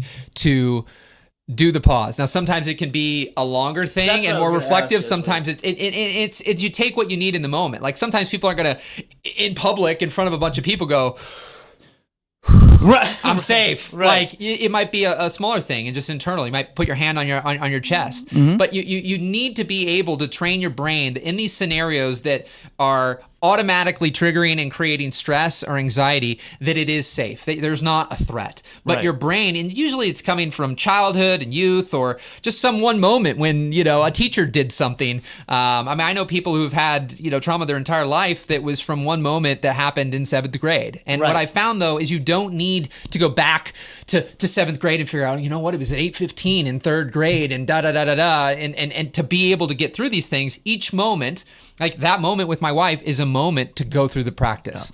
And getting pulled out in traffic, and you ruin your whole day and tell everybody about it nonstop, like that can become something that you get to a point where it just passes. And that's what's so fascinating about this pause concept in this pause practice book, is the fact that, that couple of moments, or, it don't matter what time period of that pause is. It could be a 10th of a second. It could be 10 minutes. It could be Exactly. could be 10 years. Yeah. Who knows? For me, it was 3 years there for a little Right. bit. Well, and see, it's all dependent on the situation, Yeah. I'm sure. But I mean, even if you take it down to the day-to-day life, I mean, Yeah. hell, sometimes we wake up, we have a bad night of sleep, or Yes. something happens yesterday, we wake up anxious, or, Yeah. it's little things. If we Yes. don't take that pause, it could be an awful day for 8 hours at Yes, work, or it exactly. could be a great one because you just take a couple minutes, Yes, or you take exactly. that time. Well, and the ability to reframe is a skill to learn. Yeah. So the ability to look at something through a different lens, a different filter. I talk in the book about fact versus fiction. So like, facts are universal, fiction's personal. But in the moment, there can be things that are factual. So $52 in someone's bank account is a personal fact, but it's not a universal fact. The fiction is you're going to be broke forever, and things are never going to work out, and you've always been poor, et cetera, right? And so that ability to catch that and recognize the inner critic is telling you you're worthless, you're never going to make any money, you're always going to be poor, but to flip that and recognize I can have the coach speak and go, you can get through this. There's other people who've gotten through this, and to be able to continue, but you have to do it over and over again. Right. And so a lot of people, that's a skill to learn, is to be able to reframe. Because for me, even these last 3 years, I knew I would get through it. Some people don't have that light. They're in darkness right now, and they think it will always be dark. Yep. When to me, I think there's so many examples, if we're open, that we can see that so many people have come through so many difficult times. It doesn't make it easy, but it is possible. Well, and I think that's so important. I was reading this thing about athletes, and whether or not they're a high school athlete or college athlete, like true athletes that were out there, for 9 months out of the year, travel, baseball, soccer, you name it, pick your sport. Yep. And then they get done with it, and they go through all of these same issues Yeah. because, they... It's their identity. Yeah, they had something to metaphorically chase. They knew Yes. their end goal. But it's very interesting because someone brought up the concept, well, how many times can you win the World Series and Right. still be happy? Right. You Right. already did it. You Right. achieved the Yes. mountaintop. Yes. What's next? Yes. Because there's something beyond that. Yeah. And whenever it goes into this pause practice and the way that you break this down, I like the fact that you basically, in a way, kind of go through that concept of maybe you achieved it, or maybe you're just stuck in limbo. You're stuck because, god damn, man, the HVAC just went out, and then my tires are bad, and then my oil or my car blew up. Name the circumstance. but how do I not let it affect me in my day-to-day life with my partner, my kids, or anybody else around me? Well, and it's feeling the fullness of the emotions. I think I went through a phase where I was numb. Yeah. You know, I wasn't numbing through drugs and alcohol or anything, but just psychologically, what happens is if you set yourself up for high expectations, like this is going to happen, you get really excited. If it doesn't, then you get extremely, like the farther you climb, the farther you can fall. So the bigger my expectation, and if it doesn't work out the way I expected it to, then the bigger the disappointment. The more that happens, sometimes it's once and then people stop, and sometimes it's many, many times, and then they stop. And I think for me, recognizing that you can find magic in the mundane. Like there is everyday things again that can be great, and we look past that. We just look at the celebrities and the superstars and the 1%ers and these things. But the more I dug into all of them as well, like these people like are not the happiest people on the planet. Some are. Yeah. Like the thing is, back to fact and fiction, and kind of there being this middle ground to things, is that having a lot of money doesn't mean that people will be miserable or happy. Yeah. Not having money doesn't mean people will be miserable or happy. I know people who have 100x the amount of money in their bank account that I do, and they live like they're gonna be, out homeless on the street tomorrow. Yeah, right. And so the money alone isn't solving people's anxiety. It usually amplifies wherever they're at in their life. It's very fair. And honestly, I think it's so, because you see all the time, and there's this video I saw, it's a viral video, but it's the influencer, he's eating his food and he has this guy filming him, and right after the camera turns off, he's like, God dang, man, I don't want to do this no more. Like, do we have to take another take of this? And it's because of this living vicariously through, our celebrities and our idols or our favorite people in a different way than any generation's ever had the chance to before. So, you never saw the behind the scenes, typically. You get lucky if you got a VHS or DVD that had some little 5-minute video showing like just the behind the scenes of the actual movie or something, not their life. And then you realize that behind the scenes is still a work because it's being filmed and they're doing something for something bigger. But going into this, because we have a couple of minutes left, what is the pause practice? If we could define it in a nutshell here for people that are like, okay, these guys have been talking about a lot here in 40 and 20 minutes. If you could sum it up, what is that pause practice, and how do we get this into the book form? Yeah, so I mean, it's to interrupt the autopilot, the automatic. That's really the goal of it, is that we are so living through our subconscious where we're just running on autopilot. Everything we do, I mean, you can be driving the same path to work, and if one day you need to take a different turn, how many times do we miss that turn because we're just running on autopilot? Gotcha. And so that ability to interrupt that, and if you want your life, if you're not satisfied with where life is, if you are feeling stuck, that ability to catch that, and then, to me, start to retrain and reframe what is going on. So for me, like, I hadn't hardly posted any content. I wasn't doing any videos. I wasn't doing anything. And to get back into that rhythm, just to start doing it as, again, a practice. Because I think if we're looking at things as a performance, if we're looking at things as perfection, then we can do it right and wrong. And to me, if you think of the battery analogy again, like, in a battery and in nature, positive and negative are both needed. They're not good and bad. And so if we think about a lot of things, it's our automatic meaning maker that is making a thing bad or good. Because some people wish to have somebody's problem because of where they're at. And so when we recognize that that's in our imagination, then it means we don't change the fact. If you got $52 in a bank account, you got $52 in a bank account. But the things of saying, I'll always be this way, it's never going to work out, will likely more keep you there than it will get you out of there. But to start to flip that is a practice. So for people to be able to know that their negative thoughts, their reactions, their emotions, the feelings that are hurting them, not helping them. We're not messing with the things that are helping us. It's the defaults that are hurting, that we can interrupt them and start to retrain them and have a life where we're, like, for me, I feel the fullness of emotion and feeling again, but I can experience the upside while managing the downside. Not that I won't feel the sadness, the anger, the frustration. It just doesn't destroy me anymore and completely stop me. Very interesting, man. Well, I wish you nothing but the best, and keep me updated on how the book's been going and all the other cool projects you got. We'll link everything in a write-up on RiverBender.com, including a link on how you can get your hands on a copy on Amazon. And then you have a upcoming book launch. Yeah, book launch signing at Old Bakery Beer on my birthday. I'll be 39, and that's September 4th. It's a Thursday night at 6:15. So happy early birthday. Thanks, brother. No ticket price or anything like that? I haven't fully confirmed that, but there'll likely be potentially free $5 and like $15. So really you cool. can come. Yeah, there we go. So we'll link everything, and best of luck with the book launch. Thank you, brother. Appreciate it, man. We'll take a quick break, and Lacy McDonald's going to take us back in the time machine 100 years ago, right after this quick one on RiverBender.com and Roku TV. Oh no, another bad headache? Yeah. maybe it's time to see your doctor. OSF Healthcare can handle all of your family's primary care needs, including diagnosing health issues or referring you to a specialist. Schedule an appointment today. For the biggest selection of pre-owned cars, trucks, and SUVs in the Riverbend, visit Alton.Toyota.com or stop by their location on the Homer Adams Parkway in Alton. Winner of the prestigious President's Award, Munganast Burkhardt Alton Toyota knows how to treat their customers, and it will help you find the vehicle that is perfect for you. For years, Munganast Toyota has been a fixture in the Riverbend, and now Munganast Burkhardt carries the tradition. New name, but the same great service you've come to expect. Discover Del Mar Public House, located in Godfrey's historic Clifton Schoolhouse. Enjoy bold flavors like homemade falafel, fish and chips, and rotating pasta favorites. Relax with local beers, half-price wine bottles, and summer poutine nights. The only thing missing is you. Open Wednesday through Sunday. Del Mar Public House, where great food, drinks, and friends come together. DelmarPublicHouse.com.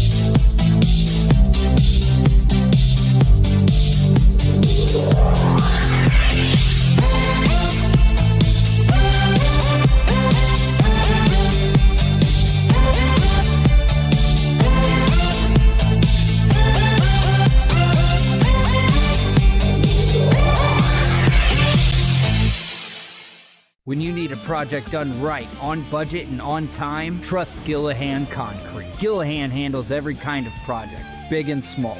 Commercial, industrial, residential, from room additions and garages to patios, driveways, and more. Gillahan brings quality and experience to every job. Family owned with over 30 years of service to our community. Call today at 618-781-3914 or visit GillahanConcrete.com.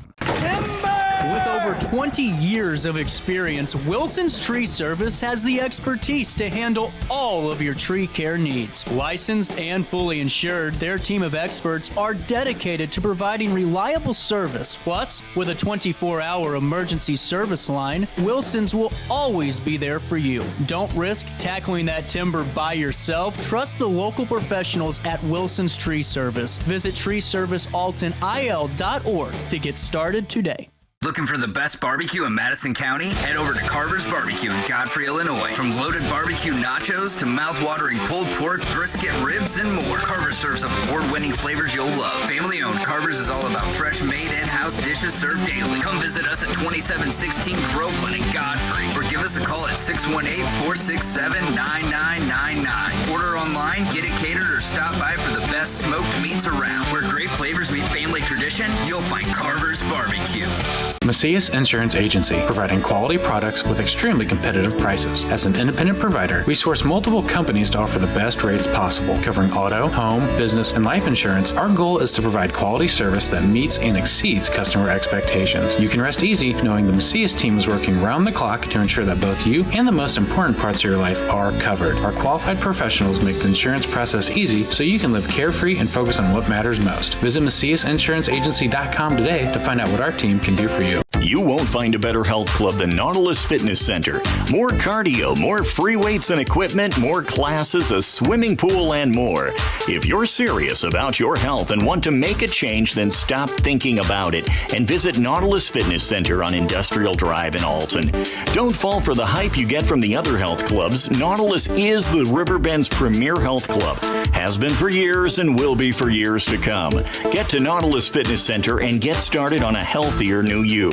No matter the season, Play It Again Sports in Edwardsville has the gear the athletes need to get in the game. Whether you're shopping for the newest sports equipment or saving money on quality used gear, Play It Again Sports carries what you need to maximize performance to get the most out of every swing, kick, stroke, or shot.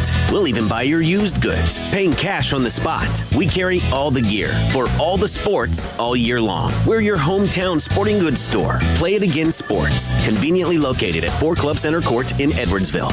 Picture This and More has been a trusted name in the Alton community for more than 30 years, with the last 3 being right here on Broadway. We specialize in quality framing at affordable prices. We also feature works by local artists because we're proud of our community. If you have valued treasures to display and preserve, we're sure to have the perfect fit with our large selection of custom framing and display options.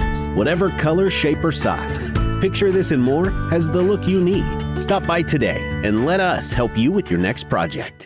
I set the thermostat so my house would be warm when I got home from work, but the kitchen is still cool. At Barrett Heating and Cooling, we stand behind every Lennox system we sell. My dealer said he'd take care of everything. At Barrett Heating and Cooling, we understand everyone wants prompt, professional service. Turns out it wasn't my furnace after all, just a little something blocking the vent. Pretty smart dog if you ask me. For service you can count on, call Barrett Heating and Cooling. Lennox, innovation never felt so good. You're listening to Our Daily Show with CJ Nasello on RiverBender.com.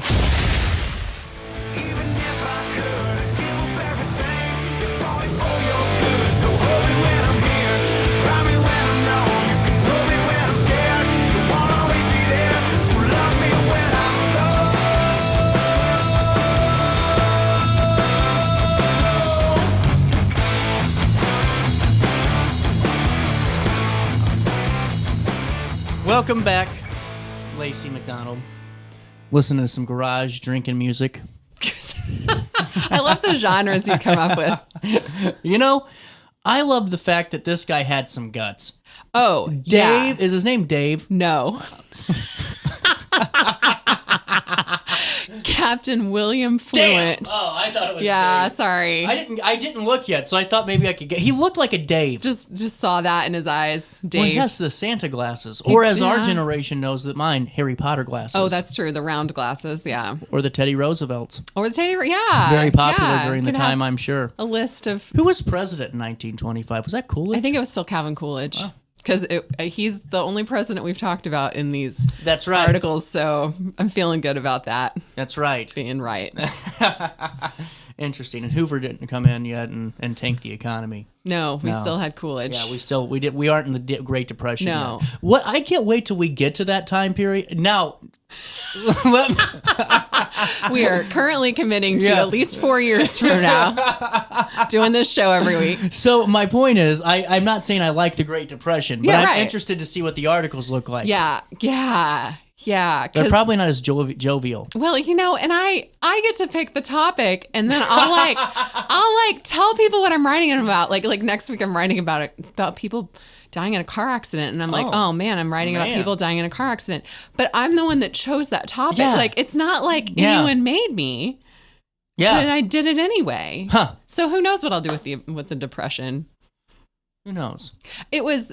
A lot of times I write about people who died because I want to remember them, and that's a way to do it. Mm-hmm. And so like their death is very, very sad, but like it's also a point in time where you're looking at their life because that's when obituaries, tell people about your life. When was the Prohibition? Oh, Prohibition. Oh gosh. I mean, we were already in Prohibition at this point. Oh, are we? Yes. Do we have illegal bars in Alton at this time? Oh gosh, yeah. Oh, really? Yeah. Well, Alton Odyssey Tours does a Prohibition tour that like takes you around, and you get to see where like the speakeasies and stuff. Were there any raids like going on? Constantly. We should totally do an article on the raids. Oh yeah, we can do that. That would be fun. Sure. I think people would love that. Yeah. I think I talked about it once a year ago. So did you? Well, yeah, but Hell, I don't know what I did yesterday. No, that's what I'm saying. Like, I mean, I talked about flying circuses twice. We can certainly talk about prohibition raids twice. Hey, it would be a different story. Before we dive into Will here, sure. Will. Hey, dive, no pun intended. Thank you. I'll be here all week. Congratulations on your speech at the Rotary meeting. Oh, thank you. Got to talk about your articles and all the fun stuff. Thank you. Yeah, I was actually going to mention that. So I spoke at the Alton Godfrey Rotary meeting on Monday, and I talked about several of the animal articles that I've written for the 100 Years Ago show, series and show and everything. And it was super fun. And if anybody ever wants to hear me talk at your meeting, I do that. So does Mary. Mary and I are both pretty much willing to say something? Go talk anywhere. Yes. Is it okay? And this is just, they took pictures. They didn't take pictures of me when I spoke. I was kind of bummed. I was like, wow. I was kind of like the JV guy they pulled in. Like, we have no speakers. Call this kid.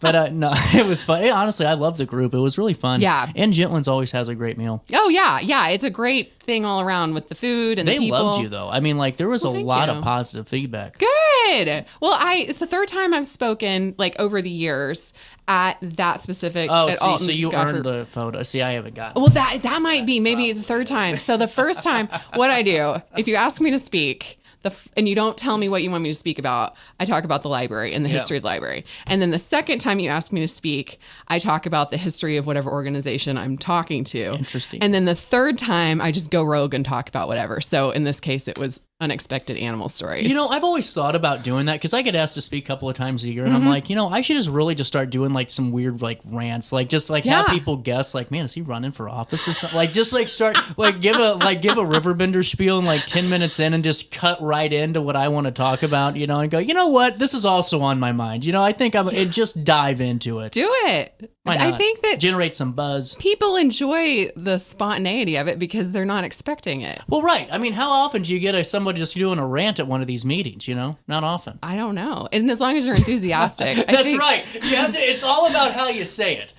It really is. It's like the elites have taught us that if you say it with a smile, you're normally pretty good. Well, and I think a rant versus like a tear would be different. Like if you're talking about things you hate, then it's not going to be as enjoyable for people. No, I know. But if you're like talking about just random stuff, if you do it with good research and enthusiasm, people seem to like it. I think that's what I'm doing. Now I'm never going to get asked to speak again. They're all going to be scared. They're like, what's CJ going to talk about at this?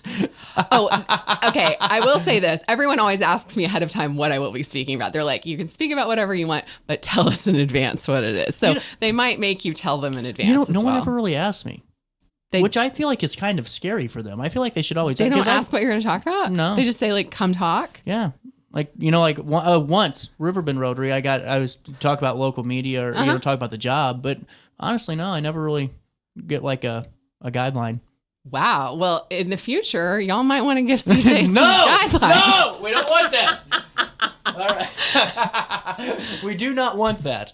What I do want, though, is to learn about Will. Okay. He's my friend now. Our friend Will, yes. So let me ask you something. Sure. Just because I skimmed through, did a lot of research for this, as you saw during the commercial break. Yes, you read the whole thing. Yes. So I feel like this is the first step towards scuba wear. These cotton pieces in his ears as he's diving down. Well, we got to talk about the story first. That's right. Sorry. Give people some context here. Okay, so I think it'd be fun to let them pick a story in their head. Like we just give them these questions. We're like, man, I wonder what the article is, and then we give the story at the end. And they can also read it themselves. Damn. I tell you, you'd be surprised. Do you know how many times people comment on our stories and ask they'll ask a question like, when is the event? Right. And I'm like, you got to click on that's not it. That's the article. It's not a sentence. Right. But I will say this too. This is something important to know. No. Yeah. Back to Lacy. I always say stuff on the show that I do not say in the article. So Exclusive. if you read the article, you're still going to learn more things from our talk. Remember when Paulie Walnuts did that on The Sopranos? He was like, yo, Tony, and he like kind of flip. I feel like if I tried to do that, it would not look cool. It doesn't look cool for me either. I mean, you're pulling it off. It's all about the confidence. Yeah. If you have the confidence to do it, you'll look good. So fill us in. So okay. What are we talking about Captain here? Fluent. Okay. Captain William Fluent was a riverboat captain. He was, he owned the Alton Boat Service Company. was a towboat pilot. Apparently, he hung out with Mark Twain when Mark Twain was Samuel Clemens. That was in an article from the St. Louis Globe-Democrat, so I don't know exactly. Don't get him started on when he became Mark Twain. He forgot about everybody. No, I'm just right. Yeah. It's not that I didn't read the article. It's just that was a later thing. It wasn't the article I was talking about today. So, but there's a little clip from that in the article that I wrote for Riverbender, if you'd like to see it. I mean, it's a picture of him on a boat that he built called the Tiger. So anyway, he was in his 70s. He was 71 when this story happens. And in the story that we're talking about today, he dove 22 feet to the bottom of the Mississippi River, and he later measured the spot, and it was closer to 25 feet. But 22 feet down was what the original article said, to retrieve a piece of boat machinery that had fallen off the docks. And it fell when someone was fixing his boat and accidentally dropped this piece. A mechanic was working on the engine and dropped a flange wheel. Okay, thank you, CJ. Flange wheel into a foot wide gap between two pieces of the dock. So it wasn't even like open water. It was like a foot wide gap straight down, 22 feet. Pass. I know. And so Captain Fluent, again, 71 at this point, tried to get it out with a pole, like a pike pole that was long enough to go to the bottom. Couldn't get it. Tried a net. Couldn't get it. So he had the pole, refound the piece with the pole, had an assistant hold the pole, wrapped a rope around his waist, tied rope around his waist, swam down following the pole, and then another assistant was holding the rope, and went down once, found exactly where it was, but couldn't get it, came back up, went down again, and pulled up this, presumably big enough pieces of equipment that you would dive down 22 feet to get it. Yeah. And so they were talking in the Telegraph about how it said most, if not all, young Alton men who consider themselves good swimmers and divers would not go so far under the water as Captain Fluent did. Very few men in the world, except for those who make their living from pearl diving, would venture to such depth as did this man, who is so old in years and yet so young in mind and body. But he, I don't dive, so I don't know how far down you normally wear scuba gear, but this is far enough that you wouldn't just dive down. Whenever there's a 10-foot pool or 11-foot pool, my ears start to pop. Yeah. Think about that. If you're just in a regular pool and you go all the way to the bottom with your head, because he's having to, pull this. It's not even if you're 6 feet tall, which I'm not, but if you're 6 feet tall and you're down at the bottom of a pool standing, that's very different from down at the bottom of a pool with your head. Yeah. So 22 to 25 feet deep. Can I just say something too? Sure. I'm not trying to be a jerk. He was not a slender man. He was was built like a man at the time was built. Yeah. How he got through that foot is just beyond me. Well, and they said that they used pulleys to pull apart the two pieces of the dock a little bit, but I don't know how far. It didn't say how far, and they were permanent dock pieces. I wouldn't mess with this guy. Honestly, he just looks like he'd kick anyone's ass. Well, you want him on your side because this man also saved an incredible number of people. Yeah, we'll talk about that. This guy came out smoking 8 packs of cigarettes. He's totally macho. Oh yeah. He number one. Look at this: 451 bodies recovered from the water, 350 rescues in 53 years. That's pretty impressive. Yes, in one of the rescues without technology. Yeah, he couldn't. Yeah, he had to just dive down and find people. And part of the rescues, part of that, he knew the river so well that he could help figure out where someone's body would have drifted or gotten caught if they drowned. But 350 rescues. And one crazy thing is he actually rescued his own daughter at one point. No way. But he didn't know it was her until after he had already rescued her. She fell in the water. I don't remember how old she was, but she fell in the water and people were screaming and he jumped in to rescue the person that was drowning and realized, in the process that it was his daughter, but she was 20 feet from the boat or the dock that she'd been on and had gone down pretty much for the last time. She was struggling, went down, and he ended up being able to save her. And she lived to adulthood. So yeah, saved a lot of people. And he lived on a houseboat, at least in his later years. His wife died, I think, about 30 years before he did. And from what it seems like, he had this house, raised his kids there. But in his later years, he lived on this houseboat on the river. And in the winter, he would go south. He'd take his boat and go south and spend time just down the Mississippi River and then come back when the weather, I think he said, like, when the geese start flying back up, that's when I go. Wow. Yeah. What a very natural man. Yeah. I go where the geese take. Yeah. Right. Honestly, very simple man, it seems like, as well. I don't know. He was really interesting. And he was someone that, I think we've done him in Vintage Voices before, but it was before I started working on Vintage Voices. I know we have like a house file on his house. I know we have a whole bunch of information about him beyond this. So I almost look at this as like just a glimpse, a little highlight. And if you want to know more, we definitely have more at the library. This is a very fascinating guy. Mm-hmm. Like, honestly, they should be calling him the Fluents, not the Redbirds.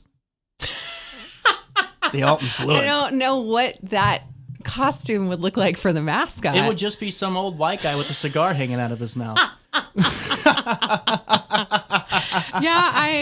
Okay, you keep giving him these attributes, and then I'm like looking down. He's not smoking a cigar in any of them. No, he's just a guy. Oh. And then on the back, he looks like he smokes cigars.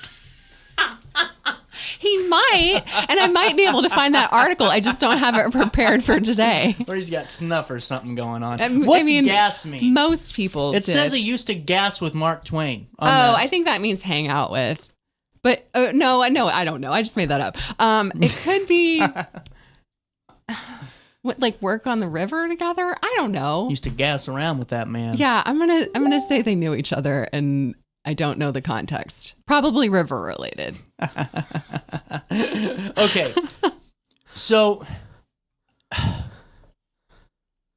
what did anyone comment on this story afterwards? Like, to say like there's no way he did it, and how do you prove that it was 22 feet? Oh, like people in the area? Yeah, like they're like, there's no way that guy dove all the way down. No, everyone was like, yeah, he did that. Really? This was after he'd been on the river for like 40-something years, saving everybody. How long did it take him to get that damn thing? Because you're 71 going down into the Mississippi. You aren't going into a swimming pool. Right. It's what amazes me with folks that like try to get out there on the water out there in the I'm like, what are you doing? Do not do this. No, I agree with you. And there was a Telegraph reporter at the scene.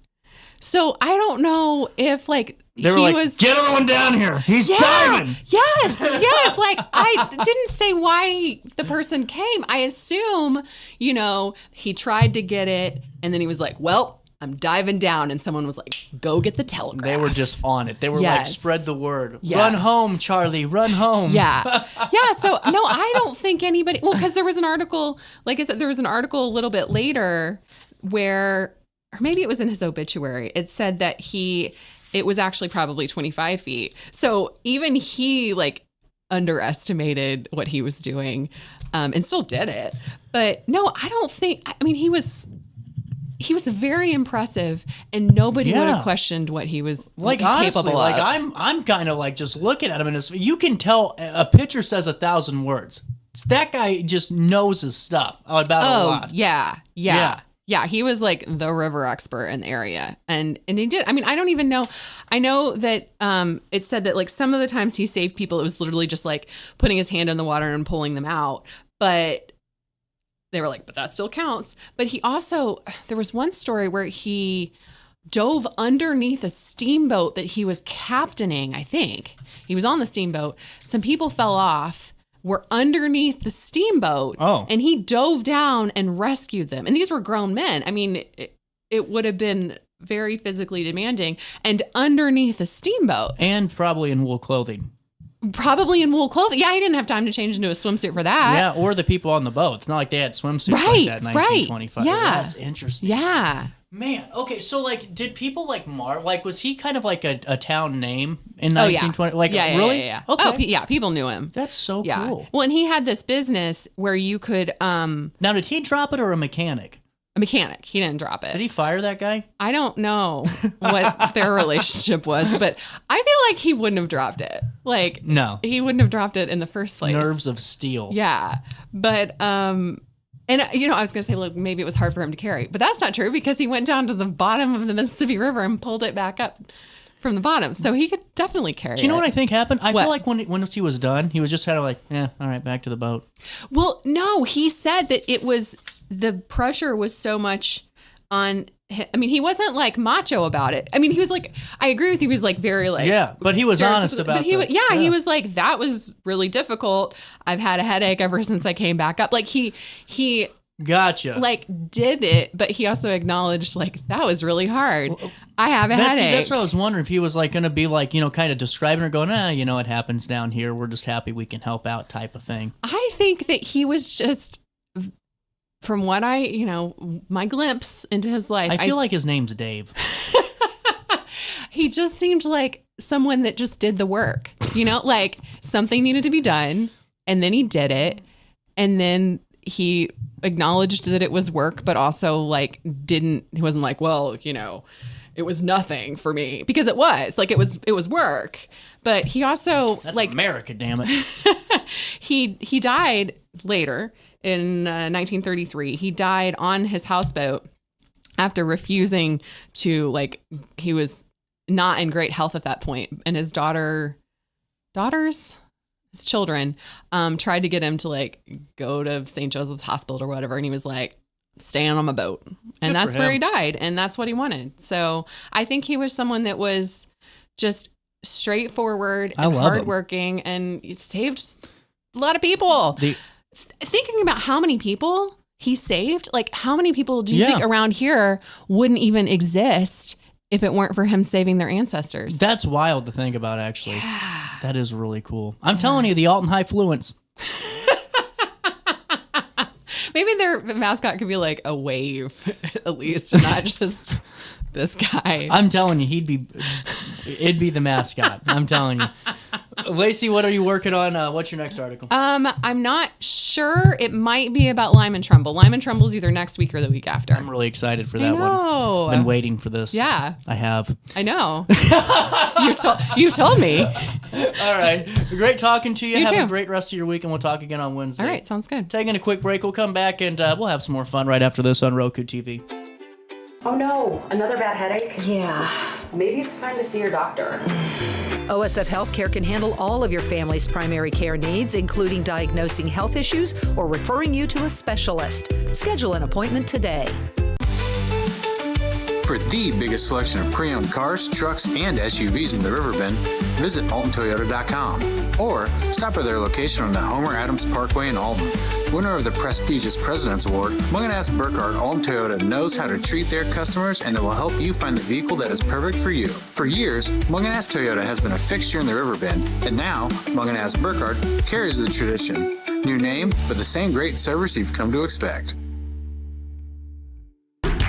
Yo, what up? It's Mike Keith, the proud graduate of Lewis and Clark Community College. I got my start in broadcasting and now I work all over the country. I discovered my path in media, but I could have been an electrician. Or I could have been a nurse. Maybe not.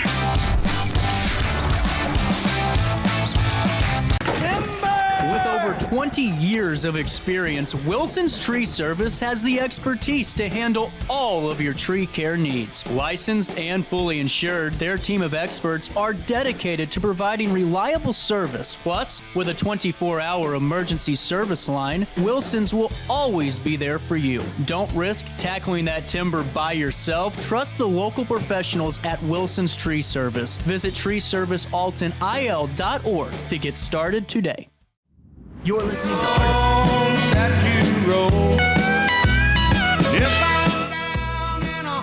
Welcome back, 1031. You know, I was just telling Tia before she left the studio, the one biggest regret I have with the Summerlin Vin House is the fact that I don't know, yours truly happened to not see Naked Gun in the movie theater. Yes, because it was so fun to see it with a crowd, to just laugh and laugh and laugh and laugh. It was just really fun. But did you get to see it finally? I didn't. I mean, or you got it on your list? It's on my list, and I'm going to see it. It bummed me out because I knew Liam Neeson would just be perfect for this role. I just, after the Million Ways to Die in the West with Seth MacFarlane, I'm like, this is it. This is it for him. Oh, yeah. Well, if you've ever seen him in a talk show interview, he's really charming and funny. And so I'm glad because, you know, we see enough of enough of Liam, having a special set of skills. Well, and I got to ask you real quick, is this thing with Pamela Anderson, was that a work or is that a real life budding relationship? That is a real life budding relationship. And I, for one, am very happy for them because Liam, why am I screwing up his name today? Liam, as you know, lost the love of his life, Natasha Richardson, from a fall during a ski trip. And that was very traumatic. And so he spent the rest of this was like in late 90s, I want to say. Anyway, he devoted his life to raising their two boys. And now the boys are grown, and now he can have a romance. That's really cool. Yeah. And so I think that's really cool. And then, of course, she's in a really good place. So they both have, at the premiere, they both had each of their two sons. She has two by Tommy Lee and Liam. So they were all with their kids. And I think that's just charming. And if you've seen The Last Showgirl, which is on streaming, I'm not sure which streaming service, but Google it and you'll find out The Last Showgirl. She really shows what a good actress she is. Because, you know, Baywatch. I mean, everybody loved Baywatch, but for different reasons. Well, and now, Lynn, with that being said, let's review, if you would, the summer movies that came out. Were there some good ones this summer? There were a few, and I would say top of my list is Superman. Did you get to see that in the big theater? You know, you have to see. Here's the thing, Lynn. It's been so busy for me because we got engaged and then getting everything kind of together and going. I've been out of the loop, so that's why I really wanted you on, because I'm kind of under a rock. Yeah, well, I understand that. Life gets really busy, and congratulations, your bride is lovely. Your future bride. You guys look so happy. So I'm happy for you. Thank you. Superman is directed by James Gunn from St. Louis, and I love this kinder Superman. You know, it's gotten a lot of knocks as, the woke Superman, but I don't see it. What's wrong with kindness? Right. You know, what's wrong? So this David Cornsweet, and I'm going out on a limb here, but I think he's the best Superman since Christopher Reeve, and nobody can top Christopher Reeve. Wow, that's actually pretty special. Yeah. And I've gone back this summer and watched Superman Returns and Man of Steel, and I watched Superman 2.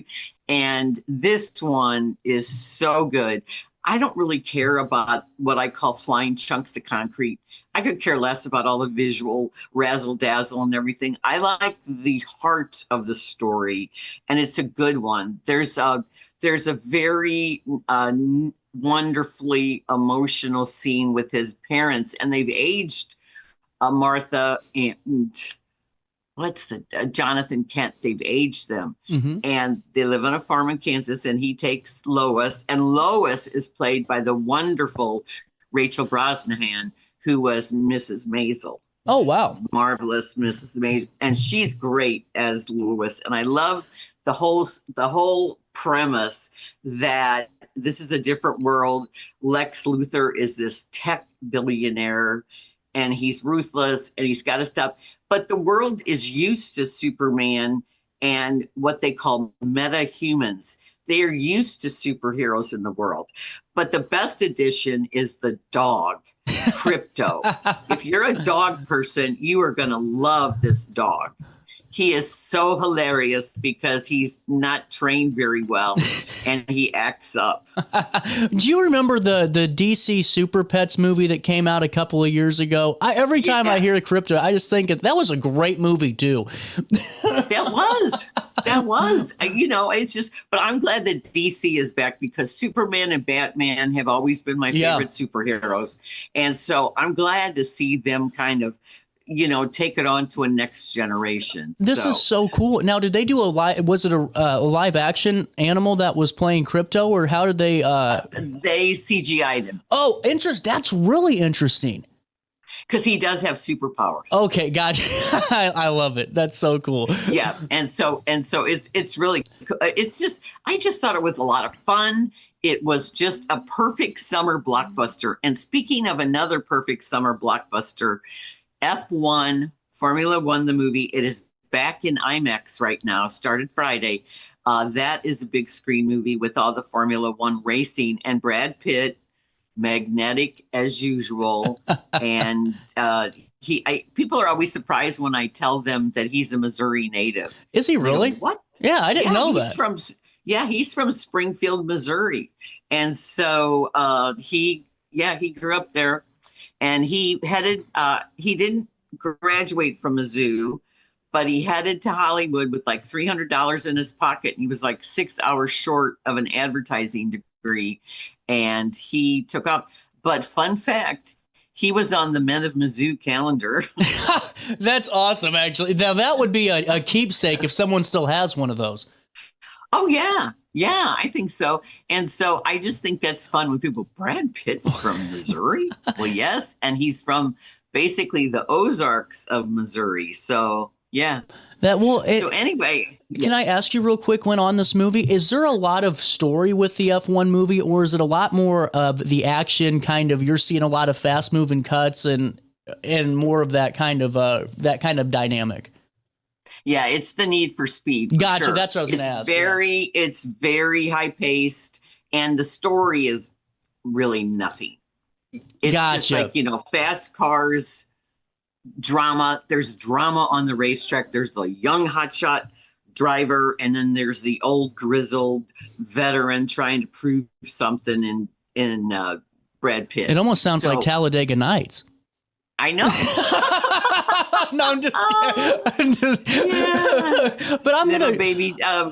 He loves little baby Jesus. I gotta check this out because I saw the previews for it and I thought that's a movie because I love the fast-paced dynamic. Now, is it one where if you aren't into F1 or into that type of sport, you can still watch? Yeah, I think so. I think they make it pretty easy to understand. Now, if you watch it, you're going to have much more interest in it. Gotcha. Okay. Now, that's interesting. Now, what would you grade it overall? I think I gave it a B. Okay. I'm not sure. I gave Superman an A. And I loved A Naked Gun. It just was fun. And sometimes we need that. You need to be silly, especially in this world. I think we need to be a little sillier. Sometimes. I just had a conversation about that. I mean, I'm not saying you need to go back to the old style like comedy and humor with some of the movies, but like the Naked Gun and Airplane movies would be perfect for right now. Where we, like you said, you're in a movie theater and everyone's laughing together, forgetting about what just happened on the news or what happened at home, and that's what a movie's for. Right. Well, one of the big things I'm looking forward to in the fall is the Spinal Tap sequel. I am too. Okay. Yeah. Because that's just going to be so fun because they are, 1984, this is Spinal Tap, one of my favorite comedies of all time. Derek Smalls, Nigel Tufnell, and Michael St. Hubbins. And you can quote that movie and everybody he has, the sound up to 11. Yep. And so this is what's so funny. Everybody's back for this one. And it comes out September 12th. Wow. Everybody is back. So Michael McKean, Christopher Guest, Harry Shearer, and Rob Reiner, who directed again. He plays the mockumentary director, Marty DeBurgi. And then Paul Schaefer and Fran Drescher are a return. And then there's going to be some cameos from music guys, supposedly Paul McCartney, and I know Elton John for sure. Wow. And Lars Ulrich of Metallica. I love that. I know. So it just looks funny because they get together, they bring the band back together after 15 years for a final concert. This is cool. I know. And so if you don't need to see the first one, just know it's just but if you did see it, I think everybody is waiting for it. I am too. Well, and getting back, and what do you know what the release date is on the Spinal Tap sequel on top of your head? September 12th. Really cool. And is that going to be available on streaming and in the theaters, or just theaters? Just theaters right now. The streaming comes not too far after they. Yeah. For instance, Superman on Friday. Superman was released video on demand, but it's the high cost one. It's the 1991 premium rental, so it'll go down, and then it's going to be on DVD September 23rd. But I am sure, because it's Warner Brothers, that HBO Max will have it. Oh, 100%. So, yeah. Speaking of, I don't know if you had a chance. Have you seen the show where they're back in the 1890s and trying to live off the settlement on HBO yet? If you get a chance, check that. It's an interesting one where they have 3 families and they have to go back and live like the pioneers and try to make it through. And it's really cool. I just brought up HBO Max and I'm like, that's one that I think Glenn would be interested in. Oh, wow. Okay. Yeah. Well, what's it called? I don't know. I just watch it. I'll send you whenever I go back home and I look up when I'm on HBO. I'll send you the name of it. But it was perfect, and it's a great show. But also, you know what surprised me? The fastest movie I've ever watched happened this summer. That was Happy Gilmore 2. I feel like I closed my eyes and I opened them, and we're at the end of the movie. Yep. And speaking of Adam Sandler, you're going to love this concept. He's in a movie with George Clooney called Jay Kelly. Now, it's being produced by Netflix, so it's going to open in theaters for like a week, but then it'll be on Netflix. And let me get that date for you. That is, it's called Jay Kelly, his name, and it is November 14th. And it's Clooney as a movie star. That's a big stretch. And he's in Europe, and his assistant is Adam Sandler. That's going to be fun. Lynn, what did you think about Happy Gilmore 2? Were you a fan of it? Because it was one of those for me where it hit all the points. Like, I thought, okay, this was really fun, but it wasn't that good of a story, I don't think, for the movie. I don't know. Maybe I'm wrong with it. Maybe I kind of judged it too hard, but it just felt like, okay, we're getting the best of Happy Gilmore in this new movie in an hour and 20 minutes. Yeah, I think Adam Sandler knows his wheelhouse. Yeah. And he knows his fans. And the fact that they brought everybody back, because Christopher McDonald's, Scooter? Yep. Yeah. And, it's everybody that was in the first one. That's always a good sign when they get everybody back together. And they looked like they were just having fun. Yeah. I don't think there was much script that they had to follow. And the boys, to me, that the boys are grown is really funny. My children were of an age where they had all the VHSs of Adam Sandler movies on like all the time. So Happy Gilmore, Billy Madison, The Waterboy, et cetera, were always on. And so they're just in my head. I don't think I had to go to a theater and watch them, But I am always surprised at how good Adam Sandler is as a dramatic actor. And you're right. There's a really good movie called Hustle. Yeah, that was on great. Netflix. And he's so good as this basketball scout. Yeah. And I just think he's fascinating. And then to me, if you watch the 50th anniversary of SNL, when he did the Chris Farley tribute, he still gets choked up, and it just goes right through you, He's actually going to be in St. Louis playing in October. Yes, he is. That is correct. Do you want to? I got to tell you this fun story real quick before we talk about more movies. We were trying to find, just bigger name interviews to do, and we're going to have Buzz from A Christmas Story on in a couple, which is some fun ones, why not? And I said, why not reach out to a ton of people? So I got 2 responses, one from Joe Pesci's manager and one from Adam Sandler's person that he was on tour and I wanted to bring him in, but 2 of the nicest teams ever. And it was just kind of nice that everything that they say about Adam Sandler kind of is the same with his team too. Yeah, yeah. It's kind of neat. He's a big Family Guy. Yeah. And if you watch when he got the comedy award, what was that? The Mark Twain Comedy Award? He was really grateful and I love that their family's always in the movies now, and his daughters are kind of trying out with them, and it's really cool to see. And Lynn, with that being said, what are some of the other movies you had a chance to catch up with this summer, and what were your thoughts on them? Well, I don't think, they're going for the high concept always in the summer. And we've got the Jurassic Park reboot, the Jurassic World Rebirth. And I didn't mind it because the last one, the Dominion one, was so bad because Jeff Goldblum, Sam Neill, and Laura Dern were back. And it just went off the court. It was like dinosaurs living in your backyard. Yeah, come on. Oh, that's a good idea. And then they got really far with the tech guy and locusts and all these plagues, and it was just crazy.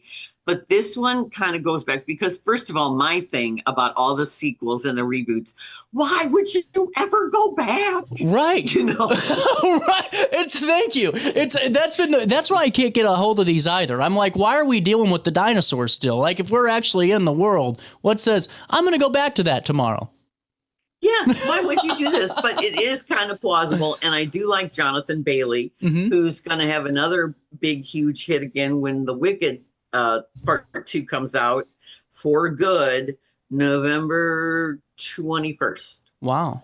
But Jonathan Bailey, his star is rising. And so he and Scarlett Johansson are back they got to get dinosaur DNA so Big Pharma can make a heart disease pill that's going to be groundbreaking. So Big Pharma's the villain. Remember, like for a while we had Russian mafia as the villain, and then the tech billionaires as the villains. The tech billionaires are really a good villain these days. And then we have Big Pharma as the villain. Well, and honestly, it's just kind of fascinating to see how the movies kind of change the perspective on the protagonist and the antagonist and how it connects back in. And I'm going to be fascinated about that. Really, that's really interesting.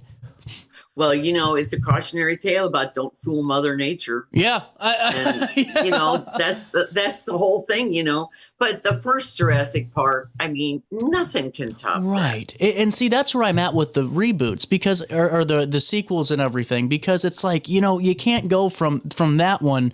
And then I got dinosaurs walking around at Starbucks. You know what I'm saying? Or backyards. I really thought the first one, even the second one was pretty cool, but I love the first one. You can't beat it.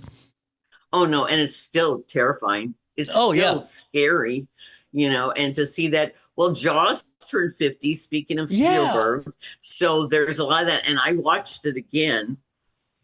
And that is terrifying.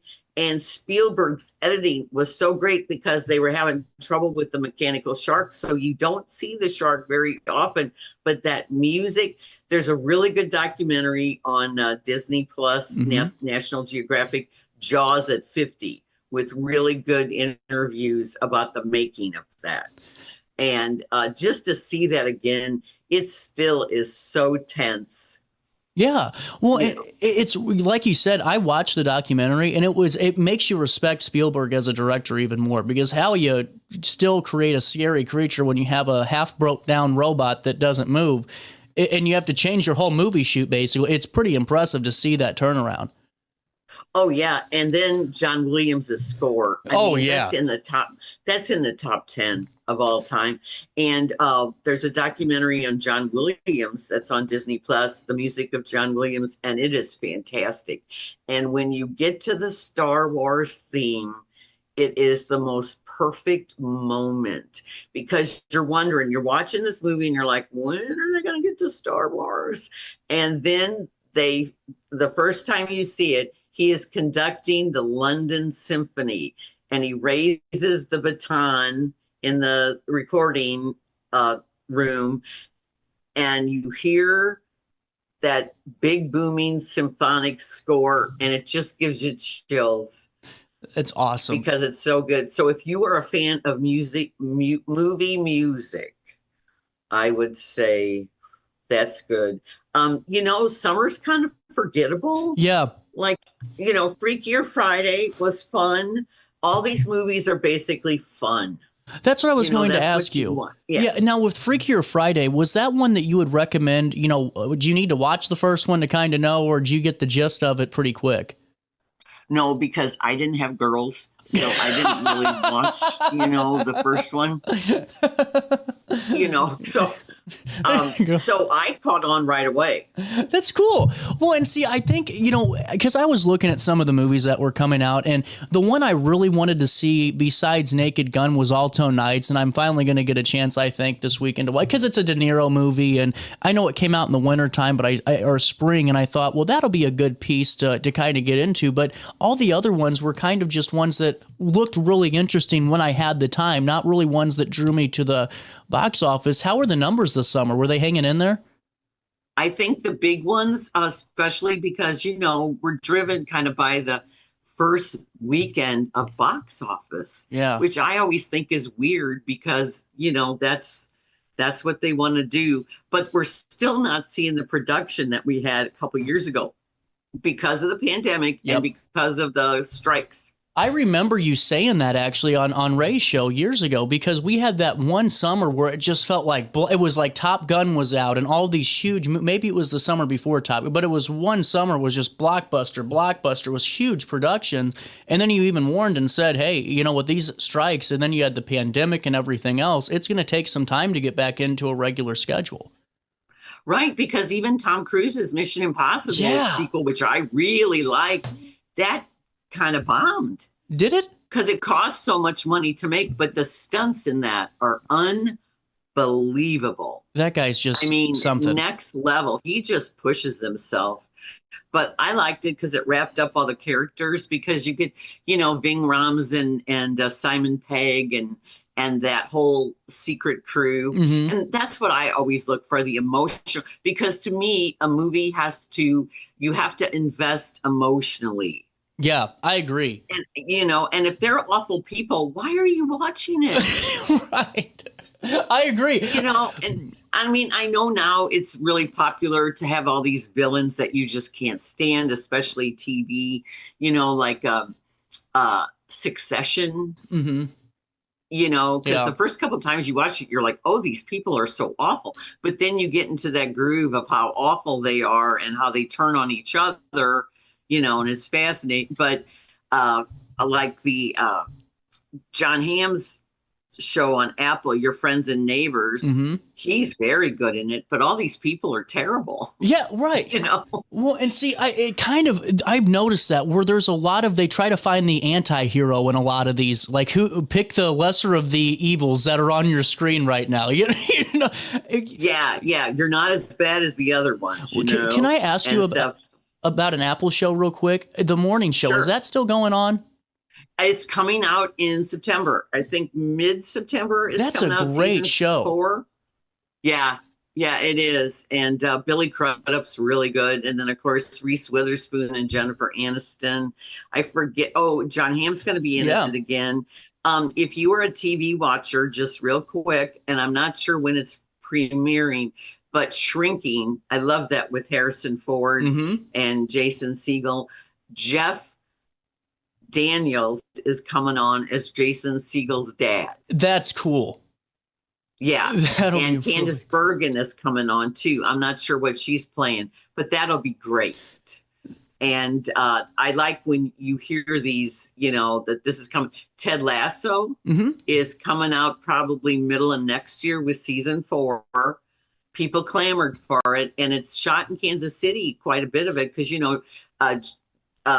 Jason Sudeikis, he's from Kansas City, and Ted Lasso's from Kansas City, and he went back home so he could have more time with his son.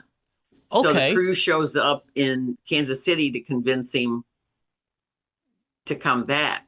That's going to be really cool. Hey, how did Wednesday do on their new season on Netflix? Huge, huge, even bigger than the first one. No kidding.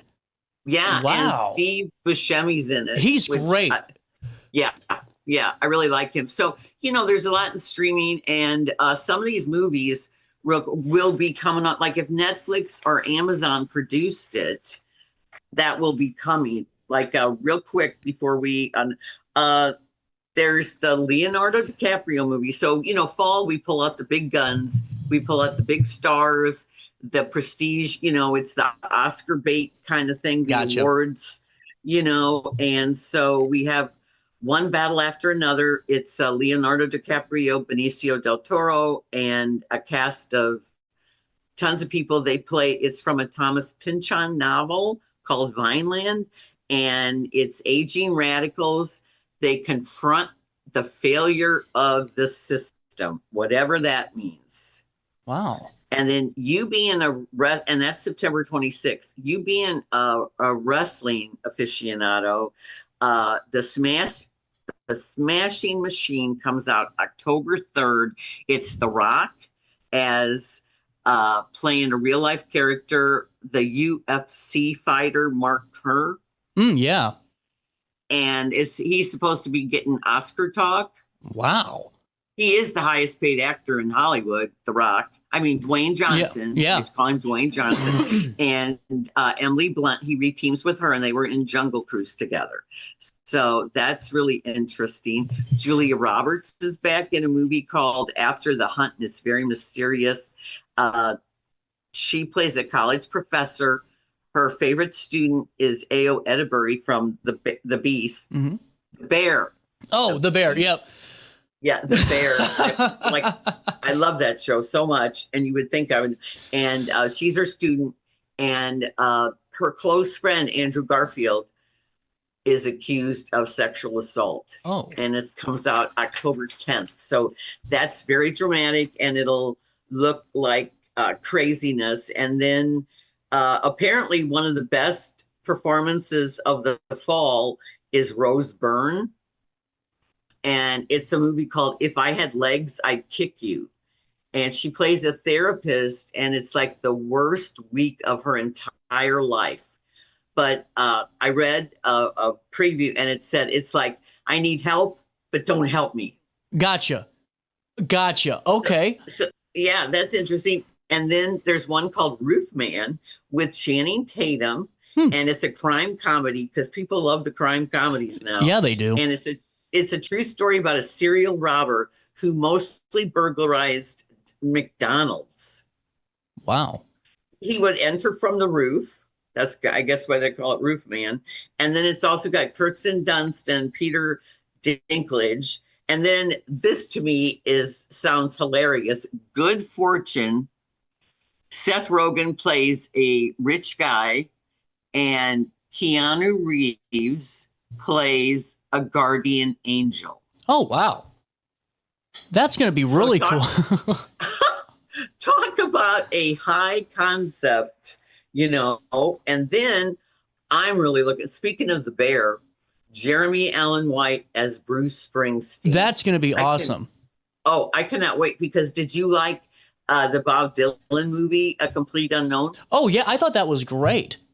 Oh, so good. And if he can be, if this movie is anything like that, but it is a great cast. It comes out October 24th, and I cannot wait. And then what else is there?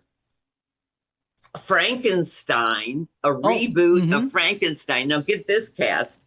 It's directed by Guillermo del Toro, and it stars Oscar Isaac as Dr. Frankenstein, and then Jacob Elordi. He's the hot young actor that's like brooding. He's in Euphoria. He was in a bunch of really high profile movies. And that should be interesting. And then Glenn Powell. Everybody loves Glenn Powell from Top Gun. And what else he was in like everything, wasn't he? For a while? Oh, he was in every movie. Yeah. Like Pedro Pascal is now. It's called The Running Man, and it's a remake of that Stephen King movie about the future where he's on a game show and it's fatalistic, like he has to survive. Everybody's trying to kill him. Oh, wow. Yeah, that is November 7th. And then this is a combo. Jennifer Lawrence is back because she does very few films now. And she's married to Robert Pattinson, and they have a baby, and she is dealing with horrible postpartum depression. Oh. That does not sound like it's going to be light and fun at all. But, you know, that's high prestige. So basically, we've got, I think, the two big ones. Well, besides Wicked, Knives Out is coming out again. Number 3, December 12th. It's called Wake Up Dead Man. A Knives Out mystery, and it's got Glenn Close, Josh Brolin, Kerry Washington, Mila Kunis, Jeremy Renner, Andrew Scott. So it's got an all-star cast, and I love those Knives Out ones. Oh, yeah. They're fun. They are. Then probably the big prestige, there's one called Nuremberg, where Rami Malek plays a psychiatrist that is there to investigate Nazis. And Michael Shannon and Russell Crowe are in it. So that sounds really interesting. And then another big one, I think, is called Hamnet, where it deals with, it's from the wife's point of view, Agnes Shakespeare, and she's played by Jessie Buckley, who's a really great actress.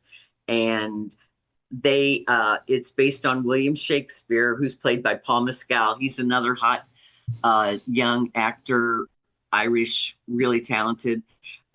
He plays William Shakespeare, and she plays his wife, and they deal with the death of their son, Hamnet. Oh, wow. And that's what it's called. But I think he was like 11 when he died. So, and then Timothée Chalamet is coming back in one called Marty Supreme. And get this, talk about high concept. He plays a table tennis player. There you go. I haven't seen very many table tennis playing movies before. No, not since Forrest Gump. That's right. That's right. You know, and then Wicked for Good. If you saw the first one, this is the second act of the musical. I'm surprised at how many people haven't seen the musical, so they don't know what's happening. So I cannot give any spoilers away. But this, you know, when the first one ended in November and people were like, "That's it," I'm like, "Wait for Act 2." Right. Well, and now when does that come out? November 21st, and that'll just be huge. And it's Ariana Grande, and it's Cynthia Erivo, Jonathan Bailey, and Jeff Goldblum takes on a more sinister Wizard of Oz. And then we have Avatar. I don't know where you stand on the Avatar, but I thought the last one was like watching paint dry. Yeah, yeah. Oh, The Way of Water. Oh, yeah, no. And so that comes out December 19th. It's called Fire and Ash.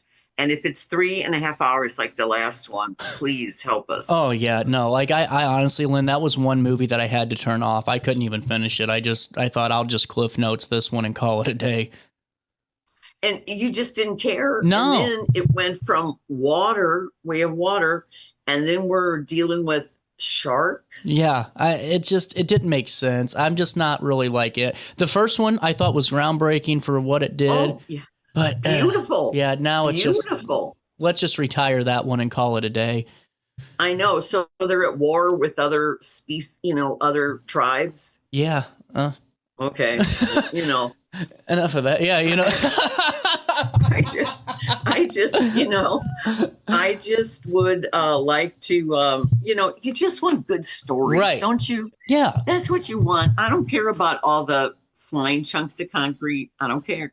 I want to see a good story with good performances, and I like to be surprised. Exactly. I like to be pleasantly surprised because, well, who doesn't like to, go in like, what is this about?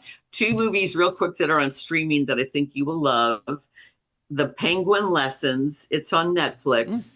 It is based on a true story, and it is charming and so sweet. It is the cynical teacher that goes to South America to teach. He's played by Steve Coogan, and if you follow this guy's career, he's always playing the cynical guy. Mm-hmm. And he goes to teach at a all-boys boarding school while they are having a coup. Wow. And so it's a lot of political drama, and he's smack dab in the middle, and he rescues a penguin from the beach that was caught in an oil slick, and the penguin imprints on him and won't let him alone and keeps following him. So he takes it back to his room at the boarding school and hides it in the bathtub. I actually think that'll be cute. That'll be a good movie. Yeah, and the penguin, finally, when the school finds out, he incorporates the penguin in lessons with the boys. And it's like the penguin becomes like this human philosopher. Like all these people pour their hearts out to this penguin.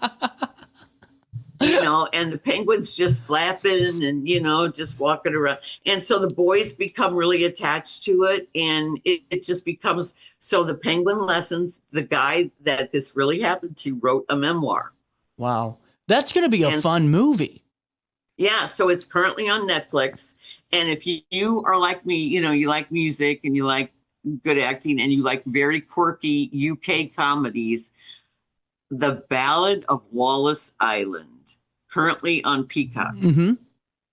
It is Carey Mulligan, and it is this guy won the lottery, and he purchased an island, a remote island, and he lives there, and his wife died, and he gets basically this couple back together that were musicians, but they were romantically linked, but they broke up, and he wants them to give him a concert.